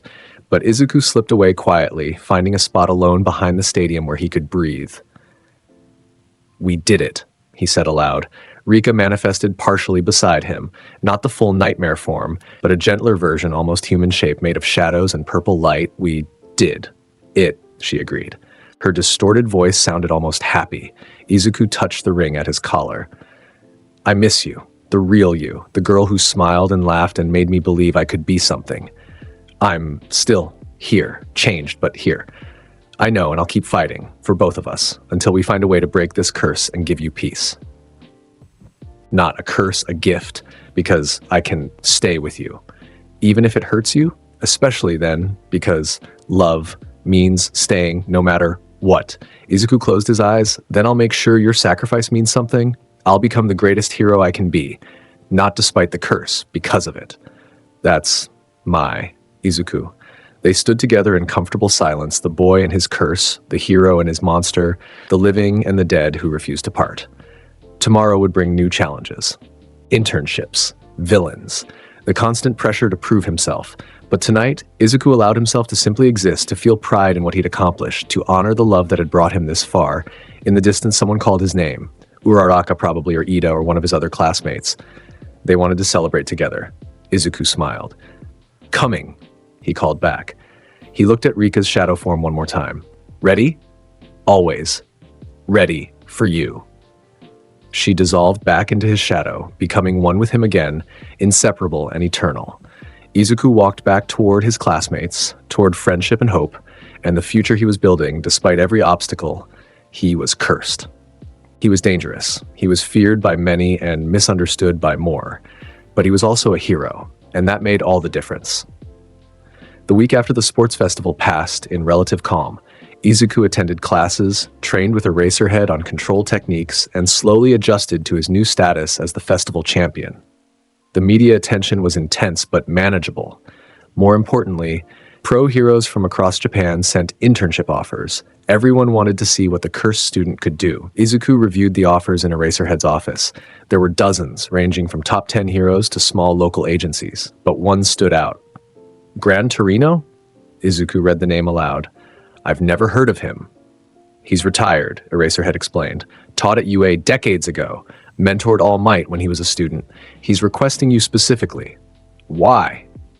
He saw your match against Bakugo, said you have interesting energy control and he wants to see it up close. Eraserhead studied Izuku. It's your choice, but I'd recommend it. Gran Torino is one of the best combat instructors alive. If anyone can help you refine your cursed energy techniques, it's him. Izuku considered. An old hero who trained All Might might have insights into power management that no one else could provide. I'll accept. Good. Your internship starts Monday. Pack for a week.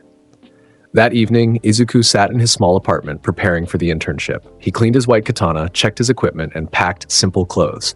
The silver ring hung from its chain, warm against his chest as always. Nervous? Rika asked. A little. This Gran Torino must be something special if he trained All Might. You're special, too. Maybe. We'll see. But before the internship could begin, tragedy struck Hosu City. The news broke on Sunday evening, a massive villain attack involving multiple Nomus and the hero killer Stain.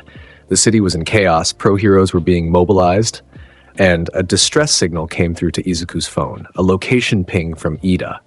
Izuku's blood ran cold.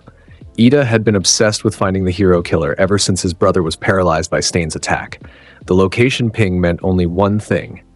Ida had found him, and he was in trouble. Izuku didn't hesitate. He grabbed his katana and ran. Hosu City was burning. Izuku sprinted through streets filled with panicked civilians and emergency responders. Nomus, multiple bioengineered creatures like the one from USJ, rampaged through various districts. Pro-heroes battled them desperately, but they were outnumbered. Izuku focused on the location ping. It led him to a dark alley in the older part of the city, away from the main destruction. He arrived to find a nightmare. Ida lay on the ground, blood pooling beneath him. His leg had been cut, tendons severed with surgical precision.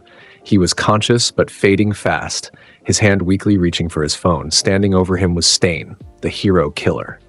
A man wrapped in blood-stained bandages, multiple blades strapped to his body, his eyes burning with fanatic intensity. Beside Ida were two other victims, a pro-hero and Todoroki, both frozen in place by Stain's quirk, Stain's blood curdle. Ingest someone's blood and they become paralyzed. Duration depends on blood type. Another one? Stain said when he saw Izuku. Another false hero coming to die? Izuku drew his katana. Cursed energy blazed along the blade. I'm here for my friend. Your friend is a fake, Stain spat, seeking revenge instead of saving people. That's not what heroes do. That's ego. pride, everything wrong with modern hero society. He made a mistake, Izuku said coldly, but he's still learning, still growing. You don't get to kill him for being imperfect. Stain's expression hardened. Then you'll die protecting him. That makes you slightly less fake than most. He attacked with terrifying speed. Blades flashed toward Izuku from multiple angles: throat, heart, femoral artery. Every strike was lethal, designed to kill instantly. Izuku blocked and dodged with cursed energy-enhanced reflexes. His katana deflected Stain's knives, the cursed energy preventing the blades from breaking his weapon. He countered with precise cuts, trying to disable without killing. But Stain was fast, experienced. A killer who'd murdered dozens of heroes. He adapted to Izuku's style within seconds, finding openings, pressing advantages. A blade got through. It carved a shallow line across Izuku's cheek. Blood dripped down his face. Stain grinned and licked the blade. Got you. The blood curdle quirk activated. Paralysis flooded Izuku's body, trying to freeze his muscles, stop his movements. For a normal person, it would have worked. But inside Izuku's mind, Rika screamed. No, one, controls, him. Her rage was absolute. The paralysis met a wall of protective fury that refused to yield. Rika's presence was so overwhelming that foreign quirks couldn't establish dominance over Izuku's body. The paralysis broke. Izuku moved. Stain's eyes widened in shock. Impossible. My quirk never fails. Izuku's fist, reinforced with cursed energy, caught Stain in the ribs. The hero killer flew backward and crashed into the alley wall. I told you, Izuku said, his voice cold. I'm here for my friend, and nothing's going to stop me. Stain stood slowly, clutching his side. Interesting, your blood resisted my quirk. What are you? Cursed. Stain laughed, a harsh, bitter sound. Cursed! Perfect! A cursed hero fighting a cursed killer. This is exactly what's wrong with the world. Power without principle, strength without meaning. I have principles, Izuku said. Protect those I care about, save everyone I can, be the hero someone I loved, believed I could be. He raised his katana. You're not a hero. You're just a murderer with delusions of grandeur. Stain's expression became truly dangerous. Then prove you're different. Show me you're worthy of calling yourself a hero. He charged again, faster now, more desperate. His blades sought Izuku's throat, his heart, any vital point. Izuku met him head-on. Their fight became a blur of motion. Blade clashed against blade, cursed energy against fanatic determination. Izuku was faster, stronger, more skilled. But Stain was cunning, using the environment, creating traps, exploiting any momentary distraction. Behind them, Todoroki's paralysis wore off first. His body type gave him the shortest duration. He immediately sent ice towards Stain, trying to trap the hero killer. Stain leaped over the ice and used it as a platform to launch himself at Todoroki's undefended back. Izuku moved without thinking. He appeared between Stain and Todoroki, his katana raised. Their blades met inches from Todoroki's spine. Your friend matters more than your victory, Stain said, almost approving. That's closer to what a hero should be. Then why are you trying to kill heroes? Izuku demanded. If you understand what heroism should be, why destroy those trying to achieve it? Because they're not trying, Stain roared. They became heroes for money, for fame, for glory, not to save people. The only true hero is All Might. Everyone else is fake. You're wrong, Izuku said. His voice was quiet but carried absolute conviction. Ida became a hero to honor his brother. Todoroki fights to prove he's more than his father's creation. Uraraka wants to help her family. Every person at UA has their own reason, their own motivation. Some might be shallow now, but they're learning, growing, becoming better. He pushed forward, forcing Stain back. You don't get to decide who's worthy. You don't have that right. Heroes are defined by their actions, not their motivations. And killing people who are trying to save others makes you a villain, no matter what ideology you hide behind. Stain's expression flickered. For a moment, doubt crossed his face. Then it hardened again. Pretty words from a cursed child. Let's see if you can back them up. He activated his ultimate technique, a desperate assault using every blade he carried. Attacking from impossible angles, sacrificing defense for pure offense. Izuku could have dodged, could have defended, could have waited for an opening. Instead, he activated mimicry. Shadows erupted from his back, Rika manifesting partially. Massive purple claws extended from the shadows and grabbed Stain's arms, his legs, his torso. They lifted him off the ground, holding him immobile. Then Rika bit down on Stain's shoulder. Cursed energy flowed from her into him. The mimicry ability activated. Blood Curdle was analyzed, cataloged, copied. Izuku felt Stain's quirk become his own, but he didn't use it. Instead, he looked into Stain's eyes with something like pity. I understand why you're angry. Hero society is broken in many ways. Too much focus on rankings and fame, not enough on actual heroism. You're not entirely wrong. He drew his katana and placed the blade against Stain's throat. Not cutting, just resting there. But killing heroes doesn't fix the system. It just creates fear, makes people afraid to try, and that's worse than having imperfect heroes. Then what would you do? Stain asked, immobilized but still defiant. Change it from within, Izuku said. Become the kind of hero that inspires others to be better. Show them through actions what heroism really means. Fix the system by being part of it, not by destroying it. For a long moment they stared at each other, killer and hero, fanatic and idealist. Then Izuku released Stain. Rika's claws retracted. The hero killer dropped to the ground. You're free to go, Izuku said. But if you kill another hero, I'll stop you permanently. No mercy, no hesitation. Stain looked at him with an expression that was hard to read. You're interesting, different from the others. Maybe there's hope for this generation after all. He stood slowly, gathering his blades. I'll remember you, cursed boy. Izuku Midoriya, maybe you'll be the one to change things, or maybe you'll become just another fake. Either way, he smiled grimly. I'll be watching. Before Izuku could respond, the hero killer vanished into the shadows, disappearing into Hosu's burning streets.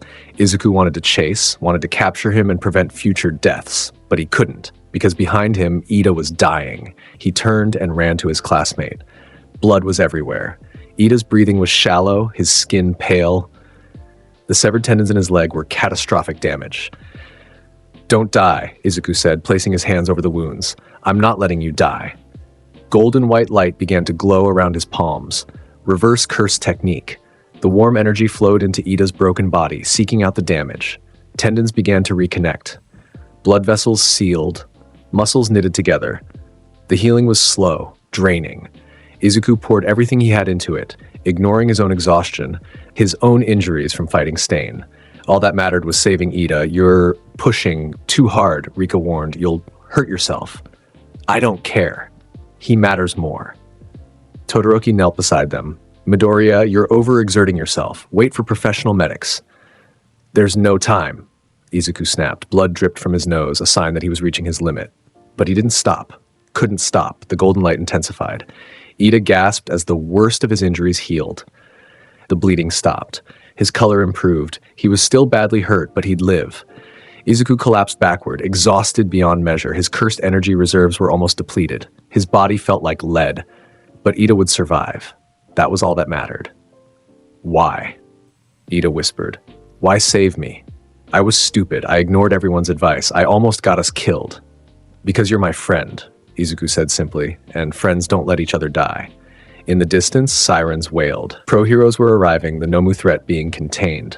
Todoroki helped support both Ida and Izuku, keeping them stable until help arrived. As they waited, Izuku stared at his hands, the hands that had just copied a killer's quirk.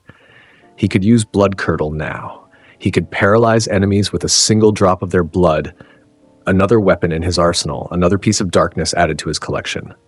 Are you okay? Rika asked, feeling his internal conflict. I don't know, Izuku admitted.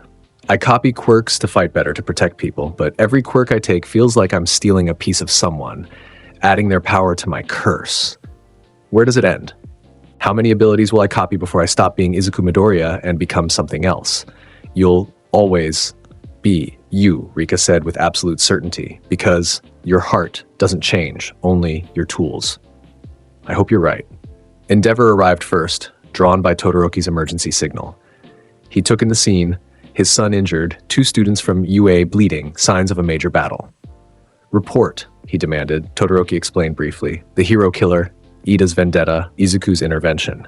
The fight and the healing, Endeavor's expression was unreadable. You engaged the hero killer without backup. That was reckless. We didn't have a choice, Izuku said tiredly. Ida would have died. And you used your quirk illegally, Endeavor continued. Engaging in heroic action without a provisional license or pro-hero supervision is against the law. Then arrest me, Izuku said flatly. I'd rather break the law than let my friend die. Endeavor stared at him for a long moment. Then, surprisingly, he nodded. Acceptable answer. A hero who follows rules at the expense of lives is no hero at all. He turned to emergency personnel who'd arrived. Get these students medical attention and keep what happened here quiet. The public doesn't need to know students. Students engaged the hero killer. As Izuku was loaded into an ambulance, he caught one last glimpse of the alley where he'd fought Stain. The hero killer's blood was spattered across the walls. His own blood mixed with it, two cursed souls fighting over the meaning of heroism. Izuku closed his eyes and let exhaustion take him. The aftermath of Hosu was complicated.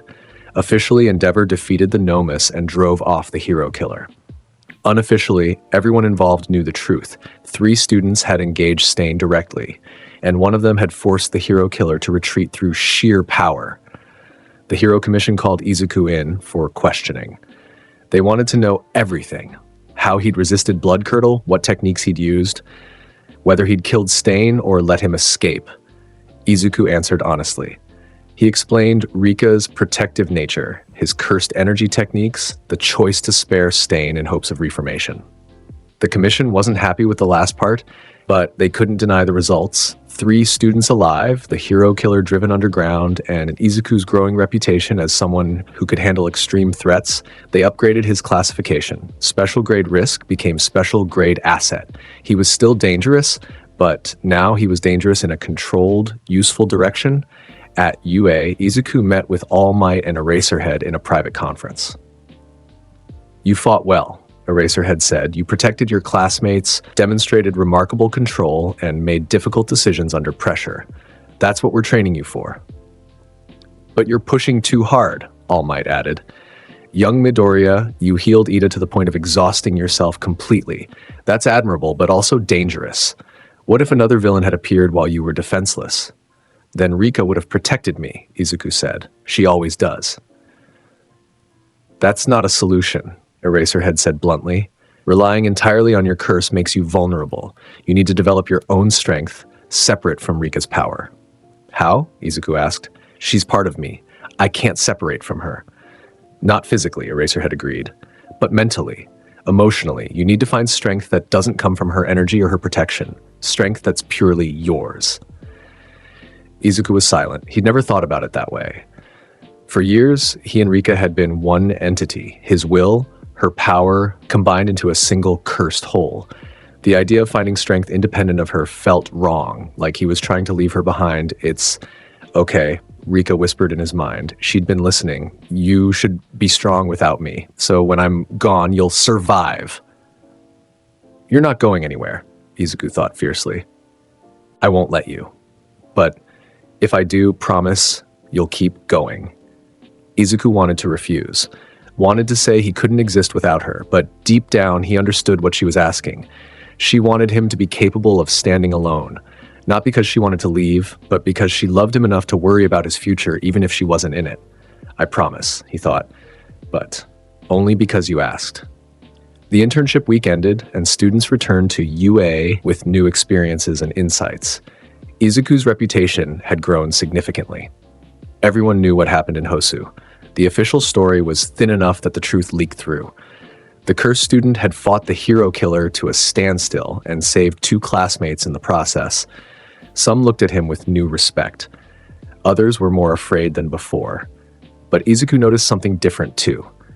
His classmates, the ones who'd trained alongside him, fought with him at USJ, watched him compete in the sports festival, they weren't afraid anymore. They'd seen past the curse to the person underneath. Uraraka greeted him with a huge smile. Midoriya, you're amazing. Saving Ida like that. Ida bowed deeply, his expression solemn. I owe you my life. I was foolish, driven by revenge rather than heroism. You showed me what it truly means to be a hero. Todoroki offered a simple nod of respect. You fought well. Thank you for protecting us. Even Bakugo grudgingly acknowledged him. You didn't die. Good. Would have been boring without a proper rival. For the first time since arriving at UA, Izuku felt like he belonged. That evening, alone in his apartment, Izuku stood before the photos of Rika, the human girl she used to be. We've come far, he said to her memory, her ghost, her cursed form. Further than I ever thought we'd get. People are starting to accept us, starting to see we're not monsters. Because You're not, Rika whispered. You never were. Maybe, but I couldn't have done it without you. Your power, your protection, your love. He touched the ring at his collar. Everything I am, everything I'm becoming, it's because you stayed with me, because you refused to let me give up. That's what love means. Yeah, I guess it does. He looked out the window at the city lights. Somewhere out there, villains were planning. The League of Villains was regrouping. Stain was recovering and plotting his next move. Threats were gathering, but Izuku wasn't afraid anymore. He had friends, teachers who believed in him, a goal worth fighting for, and a love that transcended death itself, twisted into a curse that was somehow also a blessing. Next time villains attack, Izuku said quietly, we'll be ready, we'll protect everyone, and we'll prove that even someone cursed can be the greatest hero. Together, Rika agreed. Always. Together. Just Izuku smiled. Always. The city sprawled before him, full of people who needed protecting, full of threats he'd face, full of challenges that would test everything he was and everything he could become. But he was ready, because his love was the deadliest power of all, and he would wield it to save everyone he could, no matter the cost to himself. The cursed hero, the boy with the monster, the student who killed when necessary and healed when possible. The one who walked between light and darkness, never fully belonging to either. Izuku Midoriya was becoming the hero the world needed. Not the hero they expected, not the hero they wanted, but the hero they needed when the darkness came. And the darkness was coming.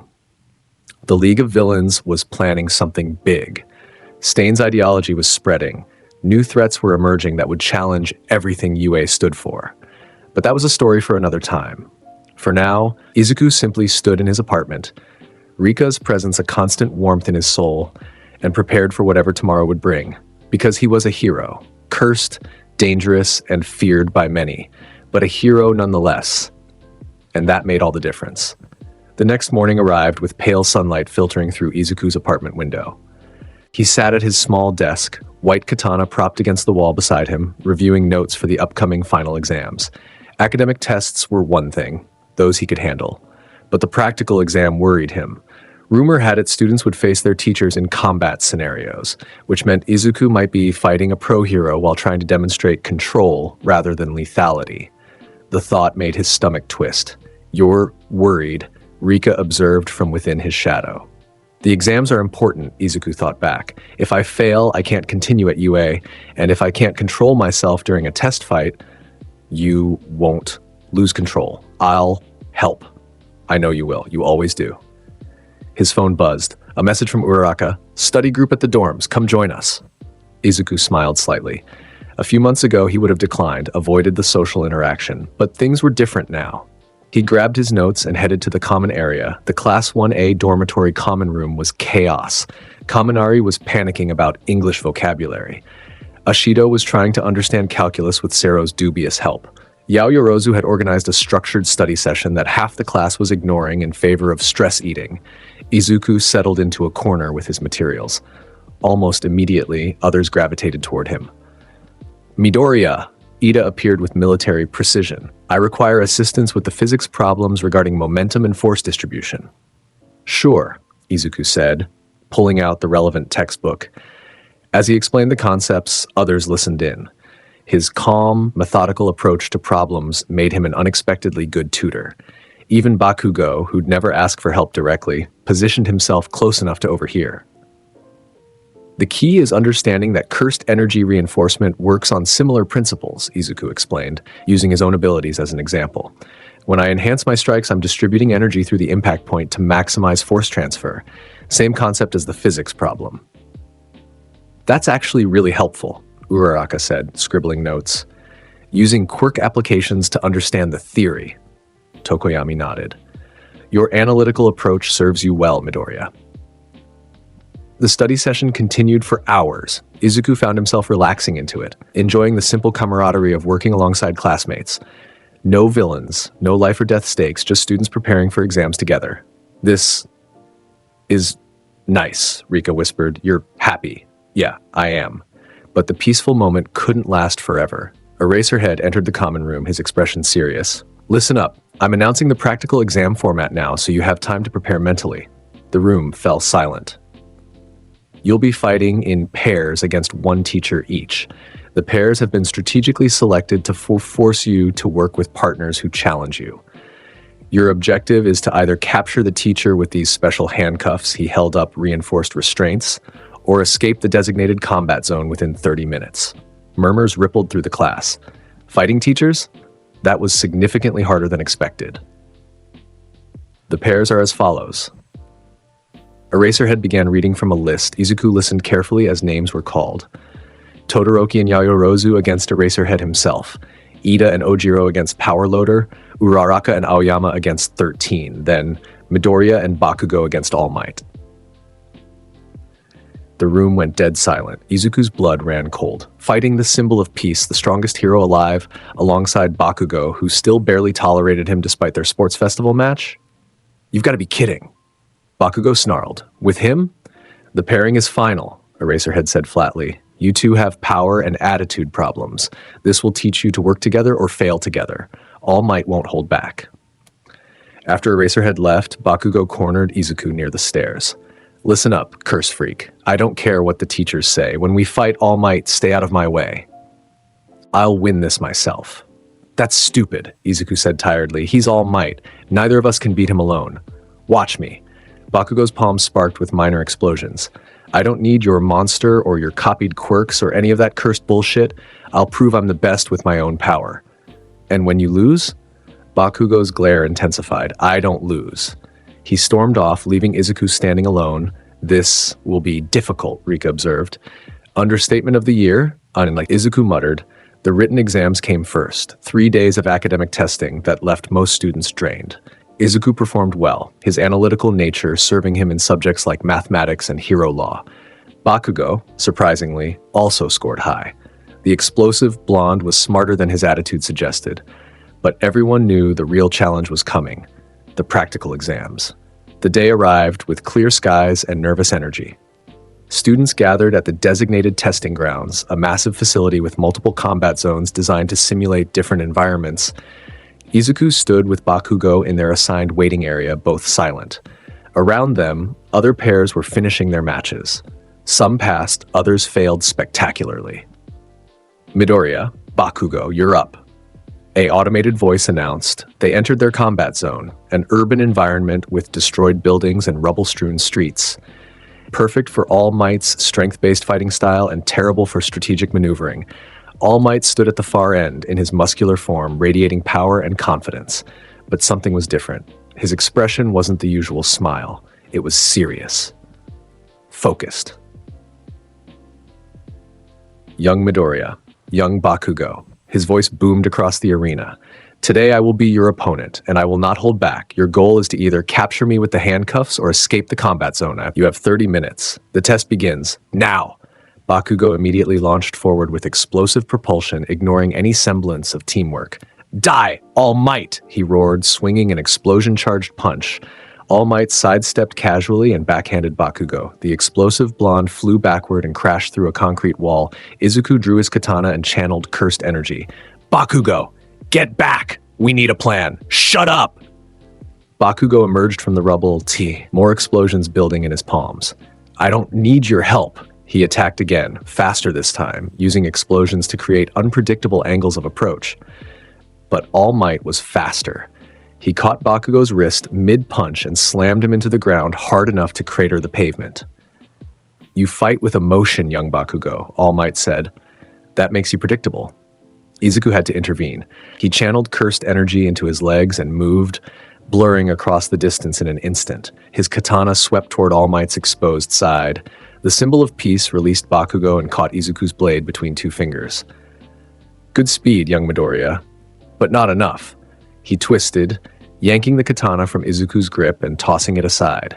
Then he punched, a measured strike, but still carrying tremendous force. Izuku activated shock absorption, the quirk copied from the Nomu. The impact dispersed through his enhanced physiology, preventing catastrophic damage. But he still flew backward, tumbling across the street. That hurt, Rika growled. Let me out. I'll kill him. No, Izuku thought urgently. This is a test. We can't actually hurt All Might. We need strategy. He stood, wiping blood from his mouth. Across the battlefield, Bakugo was also getting up, fury radiating from him. For a moment, their eyes met.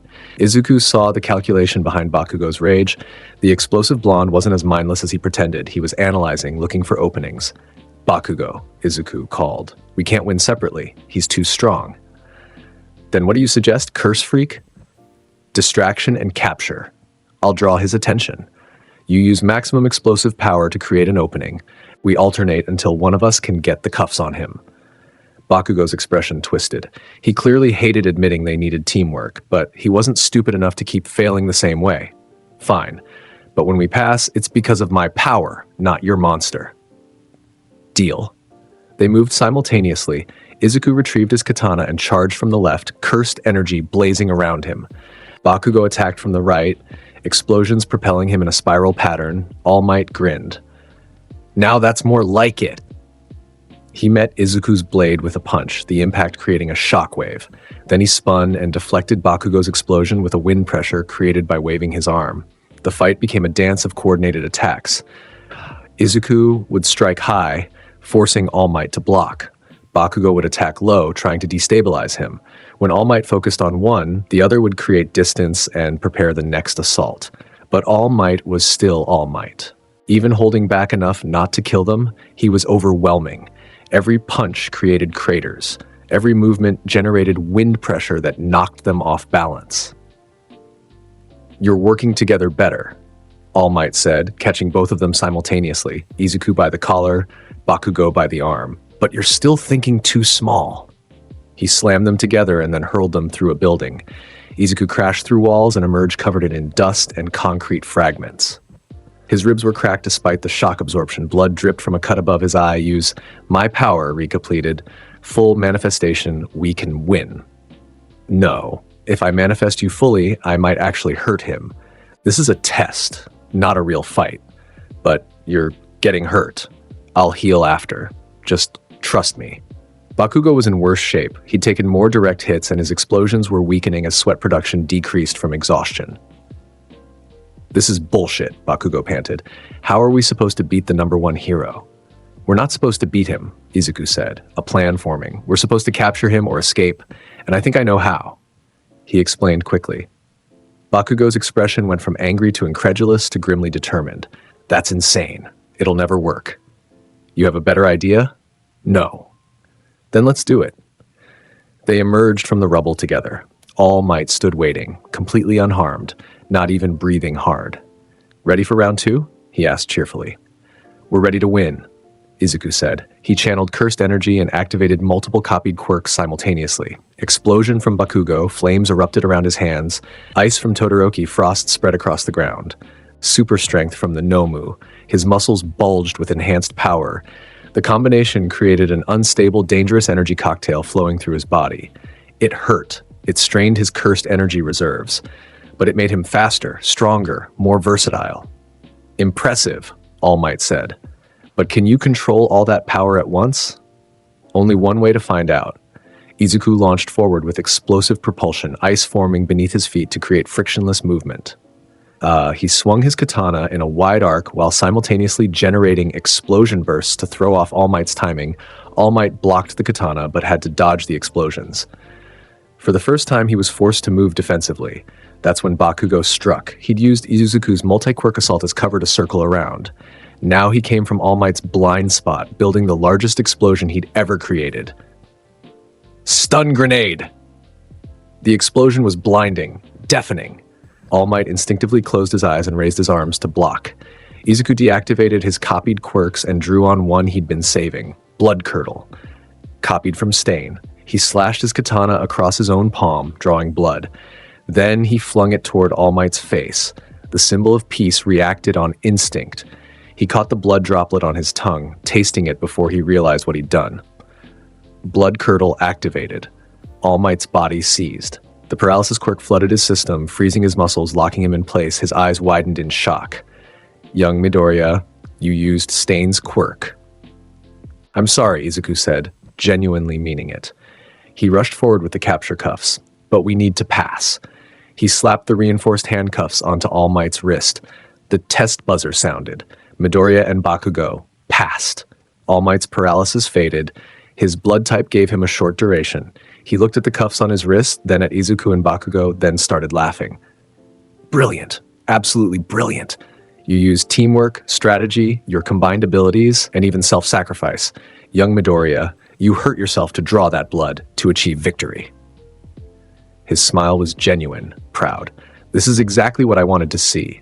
Not raw power overwhelming the opponent, but intelligence and cooperation overcoming impossible odds. Bakugo looked annoyed that All Might was praising their teamwork rather than his individual strength. But even he couldn't hide a slight smirk of satisfaction. We passed, he muttered. That's all that matters. Yeah, Izuku agreed, healing the cut on his palm with reverse curse technique. We passed. All Might removed the cuffs they were designed to release after the test ended. Young Midoriya, I must ask, how many quirks have you copied now? 7, Izuku admitted. Explosion, ice and fire, blood curdle, shock absorption, super regeneration, super strength, and muscle augmentation from various encounters. Each one adds to my arsenal, but also... He hesitated. Also makes me feel less like myself and more like a collection of other people's powers. That's a valid concern, All Might said seriously. But remember, having a tool doesn't mean you're defined by it. You're still Izuku Midoriya, still the boy who chooses to protect others.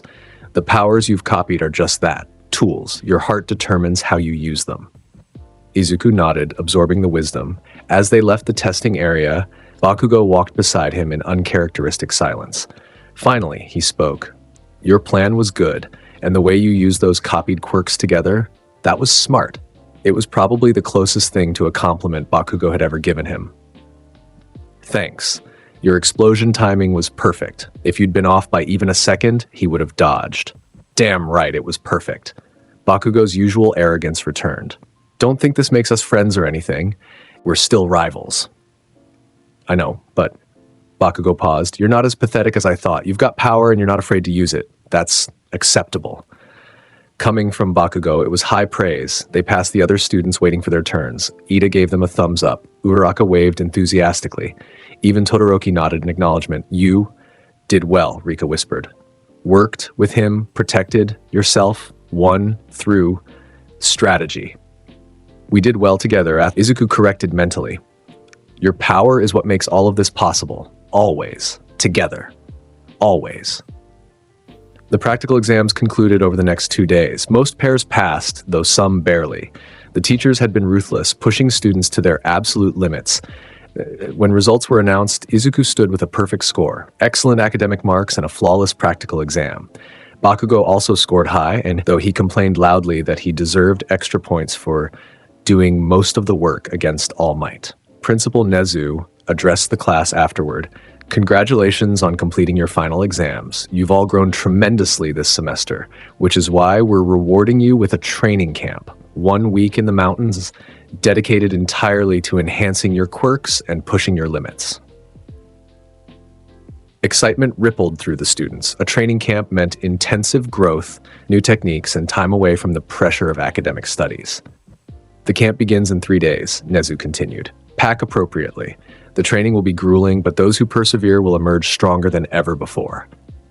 As students dispersed to prepare, Izuku felt a cold sensation crawl down his spine. Something about this felt wrong. The timing seemed too convenient. After USJ and Hosu, the villains had gone quiet. But quiet didn't mean gone. Danger. Coming, Rika whispered, sensing his unease. I feel it. Me too, Izuku thought, but we can't back out. If we're going to protect everyone, we need to be there. Then we prepare for war. Yeah, for war.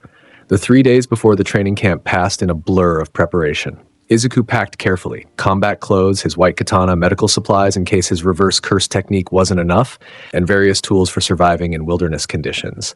He also spent time analyzing potential threats. If the League of Villains attacked, and his instincts screamed they would, what would their objective be? Killing students? Unlikely. After USJ failed. Kidnapping someone important? More probable. More probable. But who? His mind kept returning to Bakugo. The explosive blonde had shown tremendous power at the sports festival. His combat instincts were sharp, his quirk versatile. If the League wanted to recruit or study someone... I'm being paranoid, Izuku muttered. But paranoia had kept him alive this long. The night before departure, Izuku stood on his apartment balcony, looking at the city lights. Tomorrow they'd leave for the mountains. Tomorrow the camp would begin. And tomorrow he suspected everything would go wrong. Are you afraid? Rika asked. Terrified, Izuku admitted. Not of fighting, I can handle combat, but of failing. Of not being strong enough to protect everyone when it matters. You're strong enough, you've grown. Have I? I still rely on you for most of my power. I still use copied quirks instead of developing my own techniques. I'm building my strength on foundations that aren't mine. That's not true. Your heart is yours. Your choices are yours. The power is just a tool. All Might said the same thing, because it's true. Izuku smiled slightly. What would I do without you? Die, probably Rika said with what might have been humor. Fair point. They stood together in silence, boy and curse, preparing for whatever came next. The buses departed early morning, carrying Class 1A into the mountains. The ride was long, but filled with chatter and excitement. Students who'd been stressed about exams were finally relaxing, looking forward to training that didn't come with grade pressure. Izuku sat in his usual spot near the back, watching the landscape change from urban to rural to wilderness. Forests thickened, roads narrowed. They were heading deep into isolated territory. Midoriya. Uraraka dropped into the seat beside him. You seem tense. Something wrong? Just thinking about the training, Izuku said, not wanting to worry her with his paranoia. It'll be intense, but we'll all help each other. She smiled brightly. That's what classmates do, right? Right? But Izuku couldn't shake the feeling of wrongness. His cursed energy was restless, churning inside him like a warning system. Rika felt it too. She pressed closer to his consciousness, protective and alert.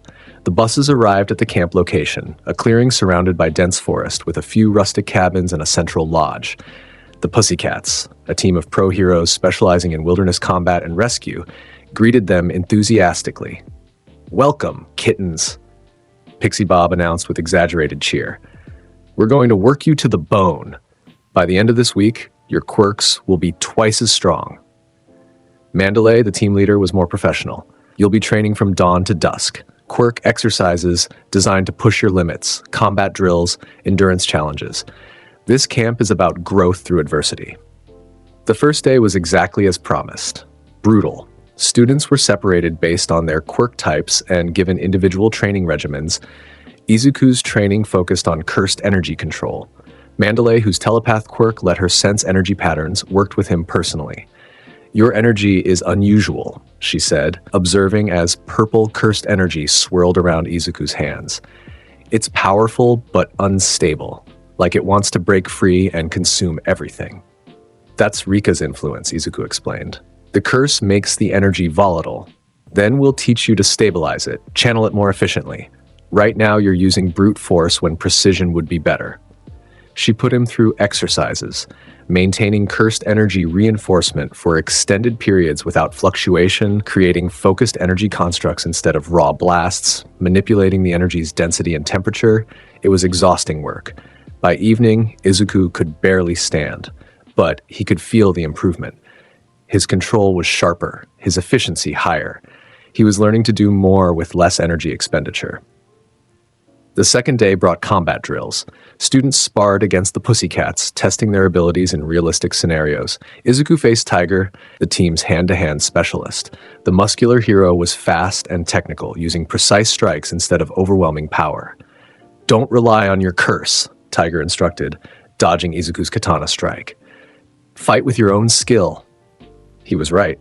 Izuku had become too dependent on cursed energy reinforcement and Rika's power. His actual combat technique, the fundamentals of swordsmanship and martial arts, had stagnated. Tiger exploited every weakness. He swept Izuku's legs when his stance was poor, countered slashes that telegraphed too obviously, turned Izuku's strength against him through superior technique. By the end, Izuku was covered in bruises and breathing hard. But he'd learned invaluable lessons about efficiency and technique. You've got power, Tiger said, helping him up. But power without skill is just flailing. Work on your fundamentals. I will. Thank you. The third day was endurance training. Students ran through the forest while the pussycats created obstacles. Earth walls to climb, water hazards to cross, simulated villains to evade. Izuku pushed himself to exhaustion and beyond. When his legs gave out, he used cursed energy reinforcement to keep going.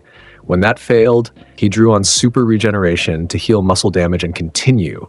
Rika supported him, lending strength when he faltered. Together they completed the course faster than almost anyone else. But the effort left Izuku hollow. He was running on fumes. Cursed energy reserves depleted, body screaming for rest. That night, lying in his bunk in the cabin he shared with other male students, Izuku stared at the ceiling and wondered if he was pushing too hard. "You need rest," Rika whispered. "You're damaging yourself." "I need to be stronger," Izuku thought back. "If the League attacks, they might not, but they might. And if they do, I need to be ready." "You're always ready. You're strong enough." "Am I?" "At USJ, I barely stopped the Nomu. At Hosu, Stain escaped. I keep failing to protect everyone completely. You're one person. You can't save everyone alone. Then I need to become strong enough to try." Rika went quiet, worried but understanding. She knew his drive came from love. Love for his classmates, for innocent people, for her memory. The same love that had created her in the first place. The fourth day brought a shift in atmosphere. Izuku woke before dawn with his instincts screaming. Something was wrong. The air felt different, charged with malicious intent. He dressed quickly and grabbed his katana. Around him, other students were still sleeping, exhausted from days of intense training. Izuku slipped outside. The camp was quiet. Too quiet. Even the usual forest sounds, birds, insects, were absent. Then he felt it. Multiple presences approaching through the trees, dozens of them, moving with coordinated precision, villains.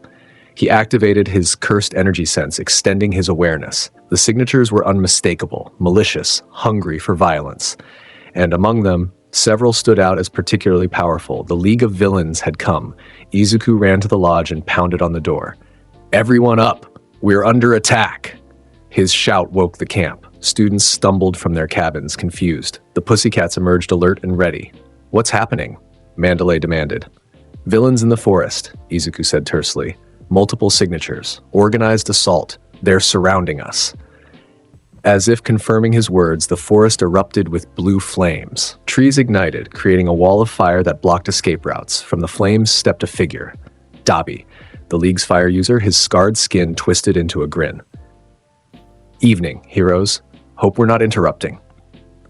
Behind him, the forest disgorged more villains. Dozens of them, each wearing dark clothing and carrying weapons. And among them, massive shapes moved, Nomus. Multiple bioengineered creatures like the one from USJ. Mandalay's eyes widened.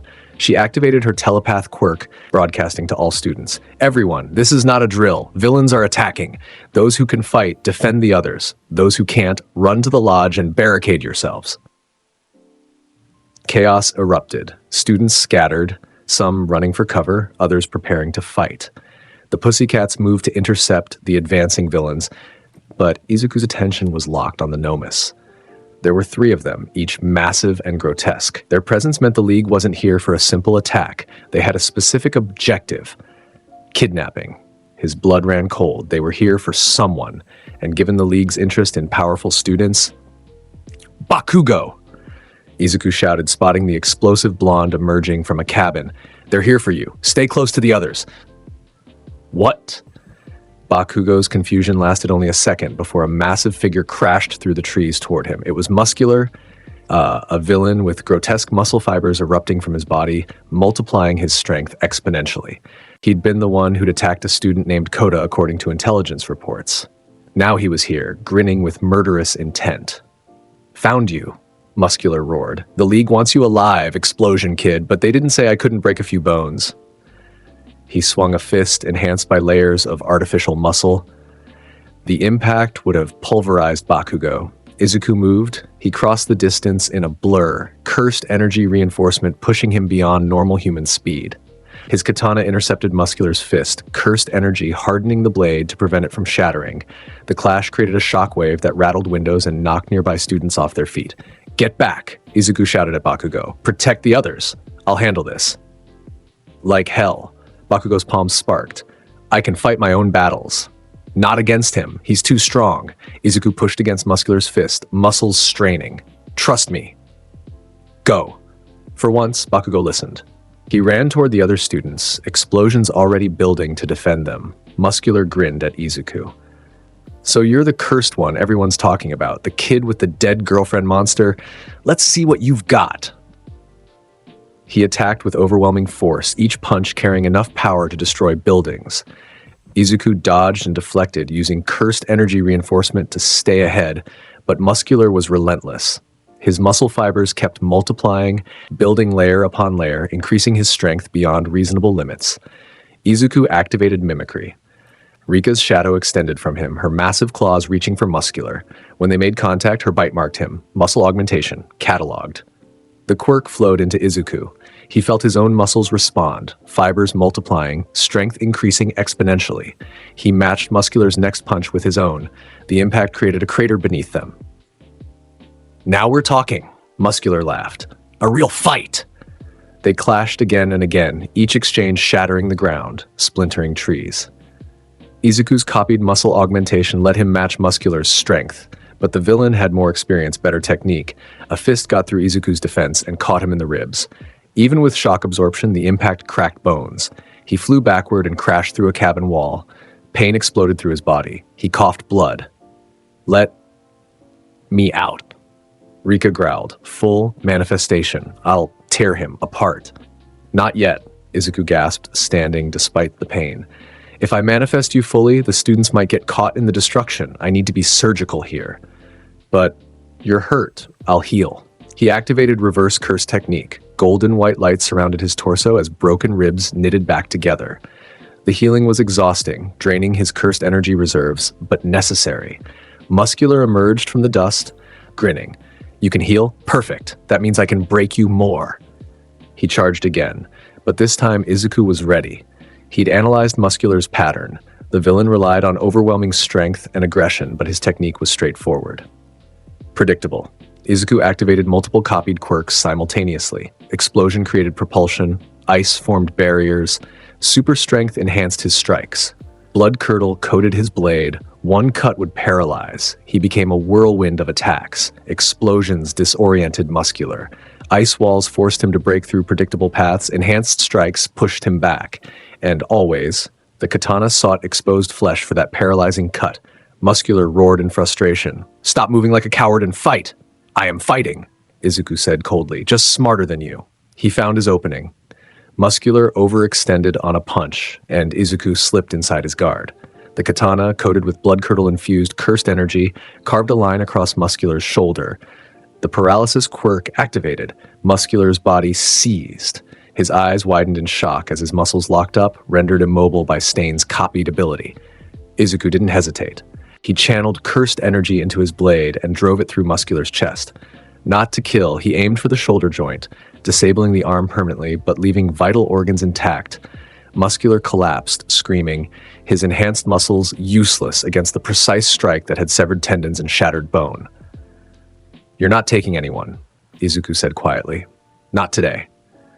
He turned away, leaving Muscular writhing in pain. Around him, the battle raged. The Pussycats were fighting multiple villains simultaneously. Students were scattered, some defending themselves, others running for cover.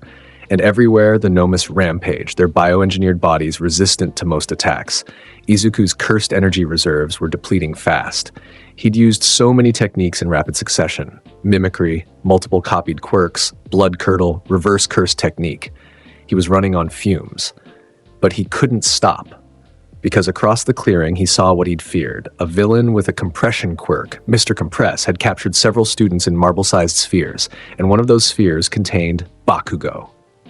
No. Izuku sprinted forward, cursed energy reinforcement, pushing his exhausted body beyond its limits. But Kurogiri appeared, a warp gate opening. Apologies, cursed one, but our objective is complete. The villains retreated through the portal, Mr. Degrid compressed with his captured students, Dabi covering their escape with walls of flame, other villains providing interference. Izuku reached the portal just as it began closing. He could manifest Rika fully, tear through the villains, force the portal to stay open. But doing so would risk killing his own classmates caught in the crossfire. The portal closed. Bakugo was gone. Izuku stood in the burning clearing, surrounded by defeated villains and injured students, and felt the weight of failure crash down on him. He'd failed. Again. Despite all his power, all his preparation, he hadn't been able to protect everyone. The Pussycats were checking on students. Some were injured but alive. Others were traumatized but physically unharmed. Pixie Bob was unconscious, having fought a villain with earth manipulation. Mandalay was coordinating evacuation, but Izuku barely registered any of it. His focus was on the spot where the portal had closed, taking Bakugo with it. "It's not your fault," Rika whispered, feeling his anguish. "You fought well, saved many, but not him, not the one they were targeting. You're one person. You can't save everyone. Then what's the point of all this power if I can't protect the people I care about?" Rika had no answer. Izuku collapsed to his knees. Exhaustion, both physical and emotional, overwhelmed him. His cursed energy reserves were nearly depleted. His body was battered despite the healing, and his heart felt like it was being crushed by the weight of responsibility. Around him, the forest burned. Villains lay defeated, some dead, most incapacitated. He'd killed when necessary during the battle, showing no mercy to those who threatened children. But it hadn't been enough. Todoroki approached cautiously. "Midoriya, are you all right?" "They took Bakugo," Izuku said, his voice hollow. "The League took him. We'll get him back." Todoroki said with quiet certainty, "We won't let them keep him." "How?" Izuku looked up, eyes haunted. "We don't know where their hideout is. We don't have the resources to mount a rescue. The pros will tell us to stay back and let them handle it.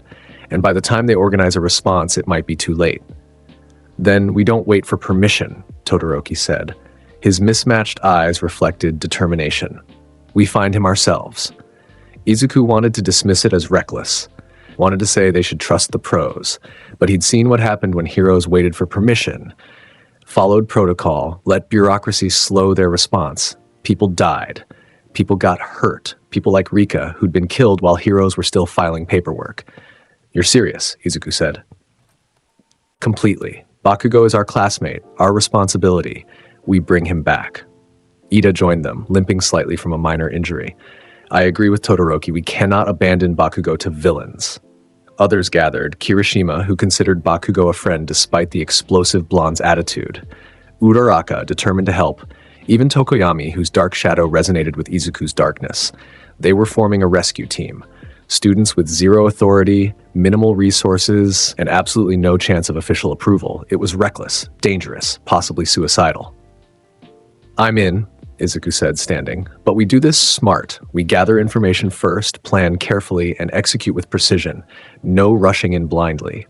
"Agreed," Todoroki said. They had 3 days before the League would expect any response. 3 days to locate the hideout, plan the rescue, and bring Bakugo home. 3 days to prove that even students could be heroes when it mattered most. The camp was evacuated that night. Injured students were transported to hospitals. The Pussycats coordinated with law enforcement, and UA's teachers arrived to assess the damage and debrief students.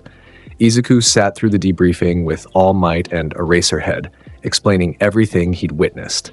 The coordinated attack, Muscular's focus on Bakugo, the kidnapping through Kurogiri's portal. "You fought well," Eraserhead said.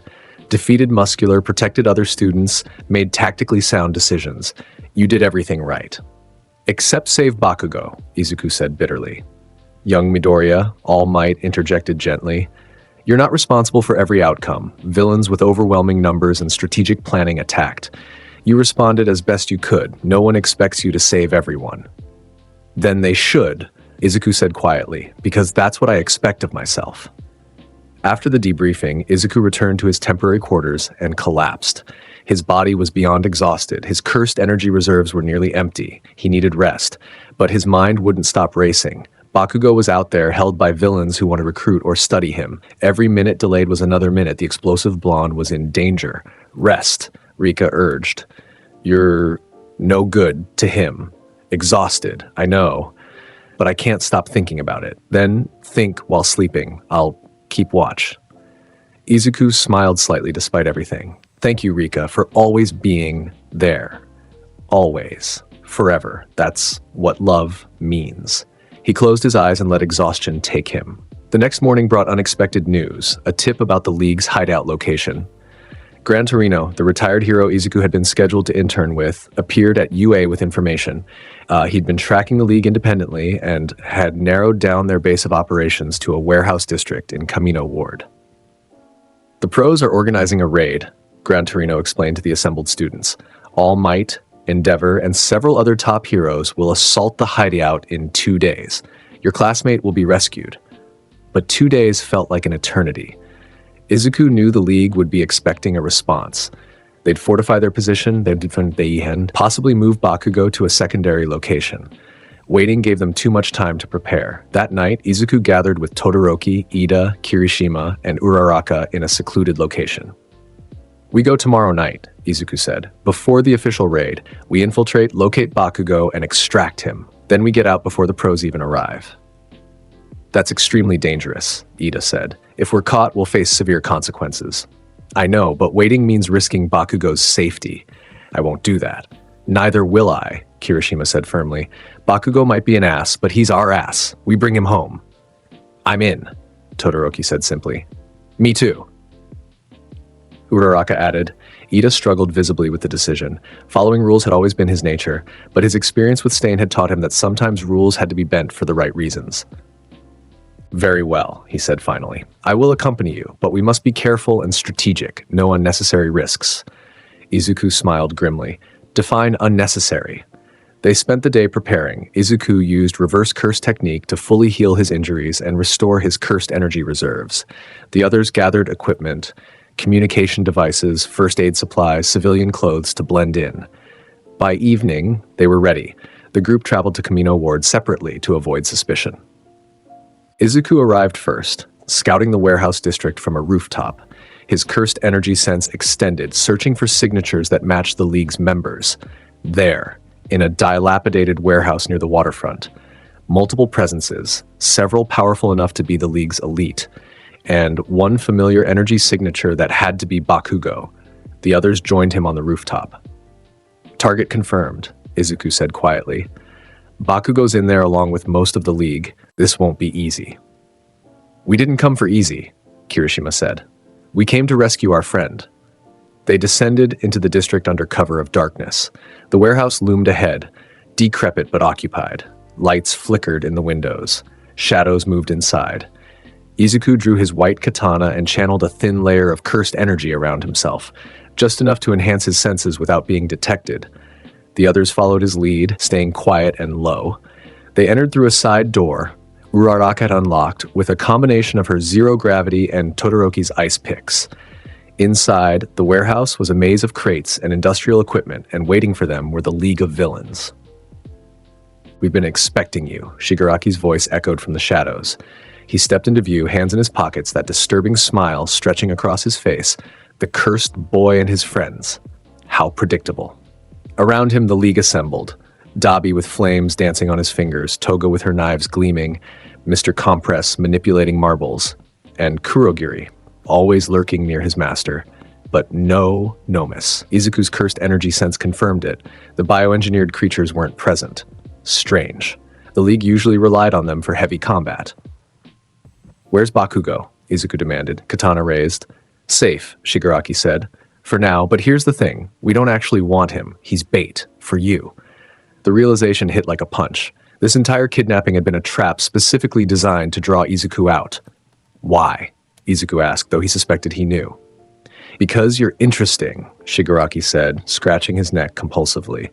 "You're powerful, cursed, dangerous. You don't fit into the Hero Society's neat little boxes, and we think you'd be better off with us. Join the League, Izuku Midoriya. Use that power to tear down the corrupt hero system instead of propping it up." "Never," Izuku said flatly. "Such a waste," Shigaraki sighed. "Then we'll have to kill you and your friends. Dabi, if you would." Blue flames erupted across the warehouse, creating walls of fire that separated Izuku's group. Todoroki countered with ice, but Dabi's flames were hotter, bit more intense. The battle began. Toga lunged at Uraraka with her knives, giggling maniacally. Uraraka activated zero gravity on nearby crates and hurled them at the blood-obsessed girl.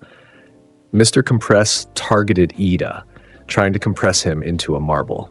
Ida's engine quirk let him dodge at incredible speeds, staying ahead of the compression spheres. Kirishima hardened his body and charged at Dabi, trying to get past the flames. The fire villain grinned and intensified his output, forcing Kirishima back. Todoroki engaged Kurogiri, his ice trying to freeze the warp gates before they could form. But the portal villain was experienced, opening gates faster than Todoroki could seal them, and Izuku faced Shigaraki directly. The leader of the league was fast despite his lanky build. His decay quirk turned anything he touched with all 5 fingers to dust, an instant kill ability if it connected. Izuku couldn't let those hands touch him. He used cursed energy reinforcement to stay ahead, his katana keeping Shigaraki at bay.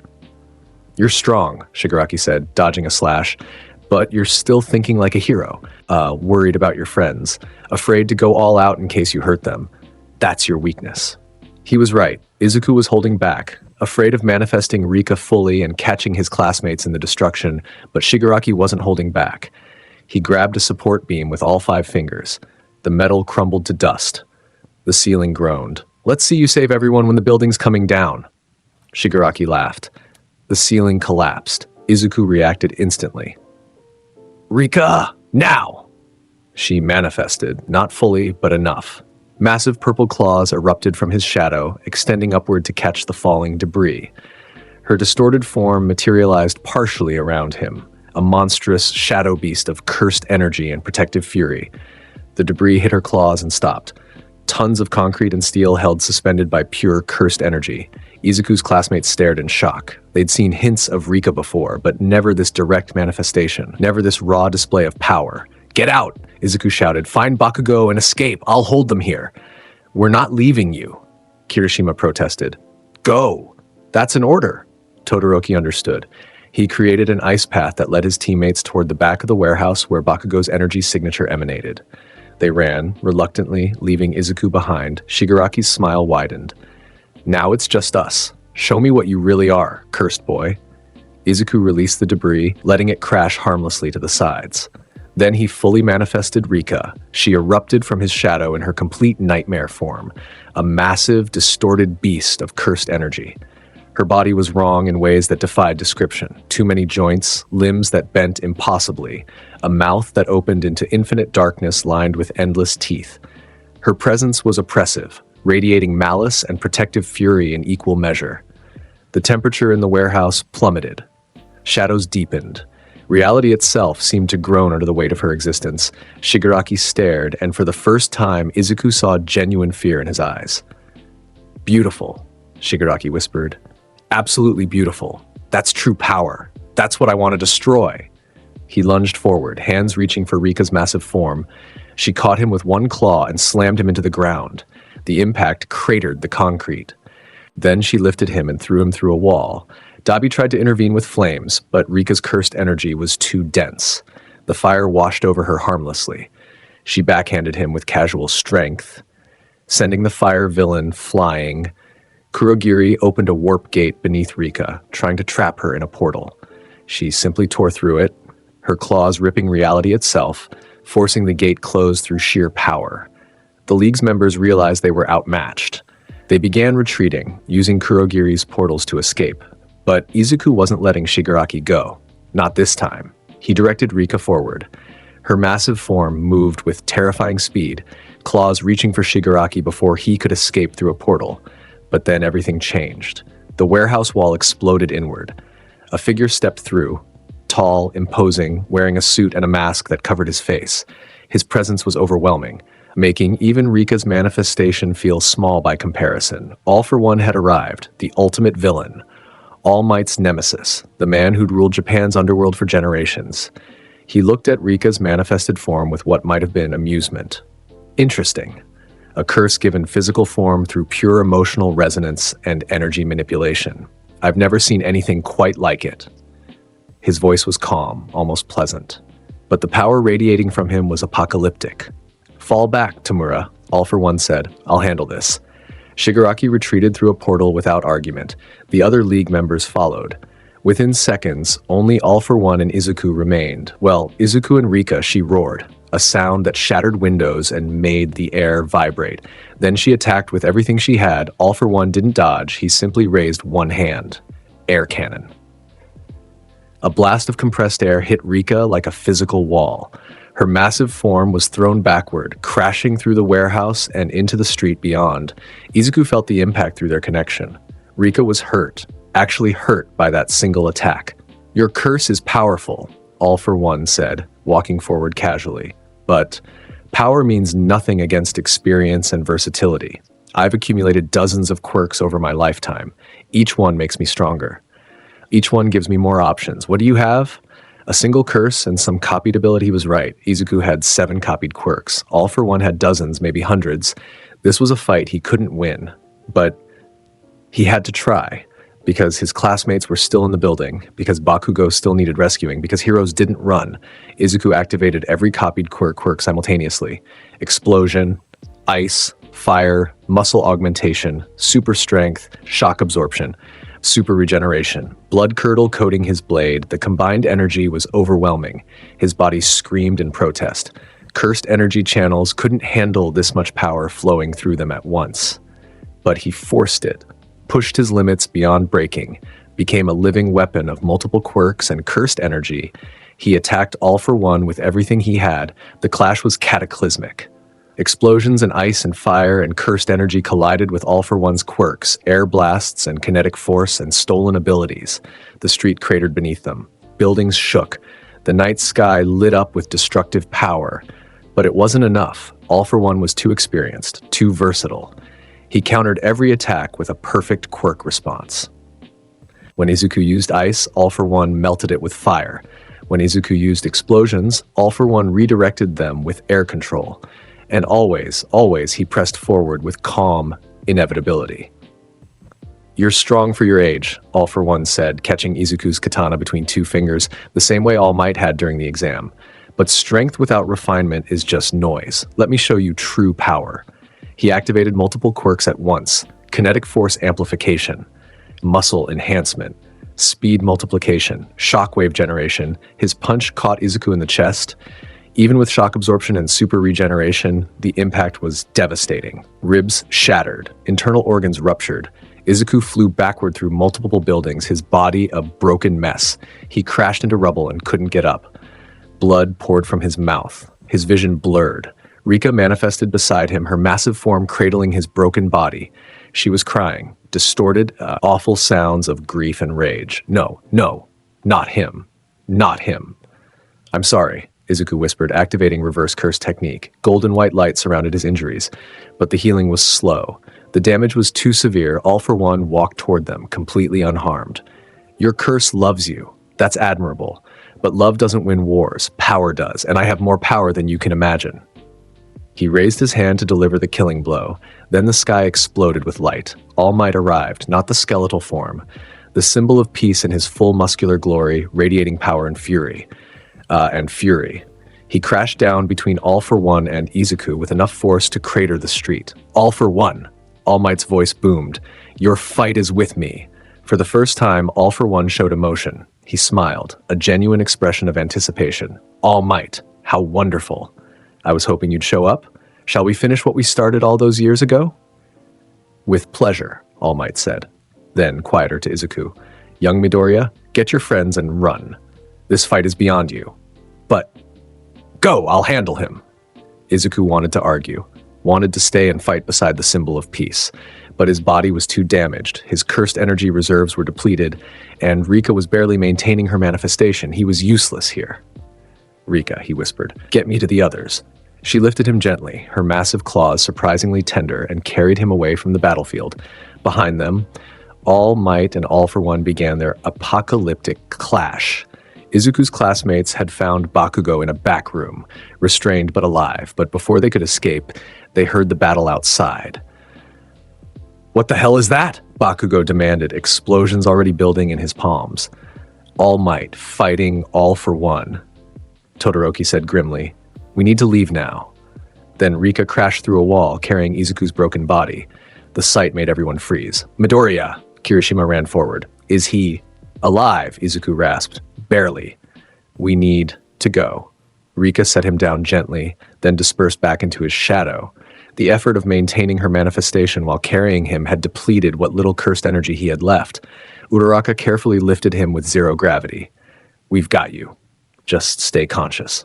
They escaped through a back exit as the battle between All Might and All for One intensified. The sounds of their clash, explosions of air pressure, buildings collapsing, the roar of ultimate power meeting ultimate power followed them through the streets. Eventually, they reached a safe distance. Izuku activated reverse cursed technique again, pushing through the exhaustion to heal his most critical injuries. The golden white light was dimmer now, weaker, but it worked. Bones knitted, organs repaired, blood stopped flowing, but the emotional wounds remained. "I couldn't beat him," Izuku said quietly. "All for One, I used everything I had, and it wasn't enough. He was going to kill me. If All Might hadn't arrived..." "But he did," Ida said firmly. "All Might saved you. That's what heroes do. They save each other." "And you saved me," Bakugo added grudgingly. "You idiots risked everything to rescue me. That was..." He struggled with the words. "Thanks, I guess." It was probably the closest Bakugo would ever come to genuine gratitude. Izuku managed a weak smile. "You're welcome." The battle in the distance reached its climax. A massive explosion of light and force erupted, visible even from miles away. Then, silence. They waited, hearts pounding, hoping desperately that All Might had won. Minutes passed like hours. Then Izuku's phone buzzed. A message from Eraserhead. "All Might victorious. All for One defeated. But All Might's power is gone. He can no longer transform. The symbol of peace has fallen." The words hit like a physical blow. All Might had won, but at the cost of everything that made him the symbol of peace. The era of All Might was over. The aftermath of Kamino Ward was complex and far-reaching. All for One was captured and imprisoned in Tartarus, the ultimate maximum security facility for villains. The League of Villains scattered, their leader gone, their plans disrupted. But they weren't destroyed. Shigaraki and the others escaped, vowing revenge. All Might retired from active hero work. His power depleted, unable to maintain his muscular form, he became a teacher full-time at UA. The world mourned the loss of their symbol of peace, and Izuku's unauthorized rescue operation became public knowledge. The Hero Commission debated whether to expel him and the others for vigilantism. But public opinion swayed in their favor.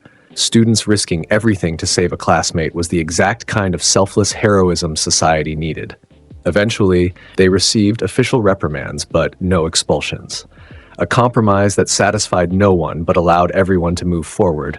A week after Kamino, Izuku stood on UA's rooftop, looking at the city. His body was healed. Reverse curse technique and medical treatment had fixed the physical damage.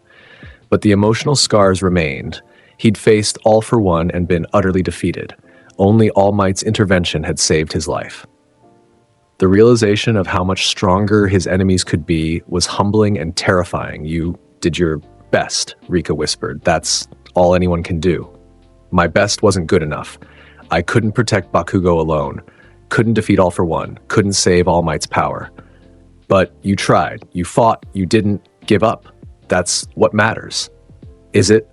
All Might lost everything because I wasn't strong enough to handle the League myself." "That's not true. All Might chose to fight, chose to sacrifice his power to save everyone. That was his choice, not your failure." Izuku was quiet, absorbing her words. She was right. All Might had made his own choice, had fought his own battle. Blaming himself for the symbol of peace's sacrifice was arrogant in its own way. It assumed everything revolved around his actions. "You're wise," Izuku said, "for a curse. I'm your curse. I know you better than anyone." "Yeah, you do." Footsteps announced someone approaching. All Might, in his skeletal form looking thin and fragile, joined Izuku on the rooftop. "Young Midoriya, I thought I'd find you here." "All Might, Sensei, I'm sorry. For everything." "Don't be." All Might smiled, the same warm expression despite his diminished form. "You did exactly what a hero should do. You saw a classmate in danger and acted. You gathered allies, planned carefully, and executed a rescue.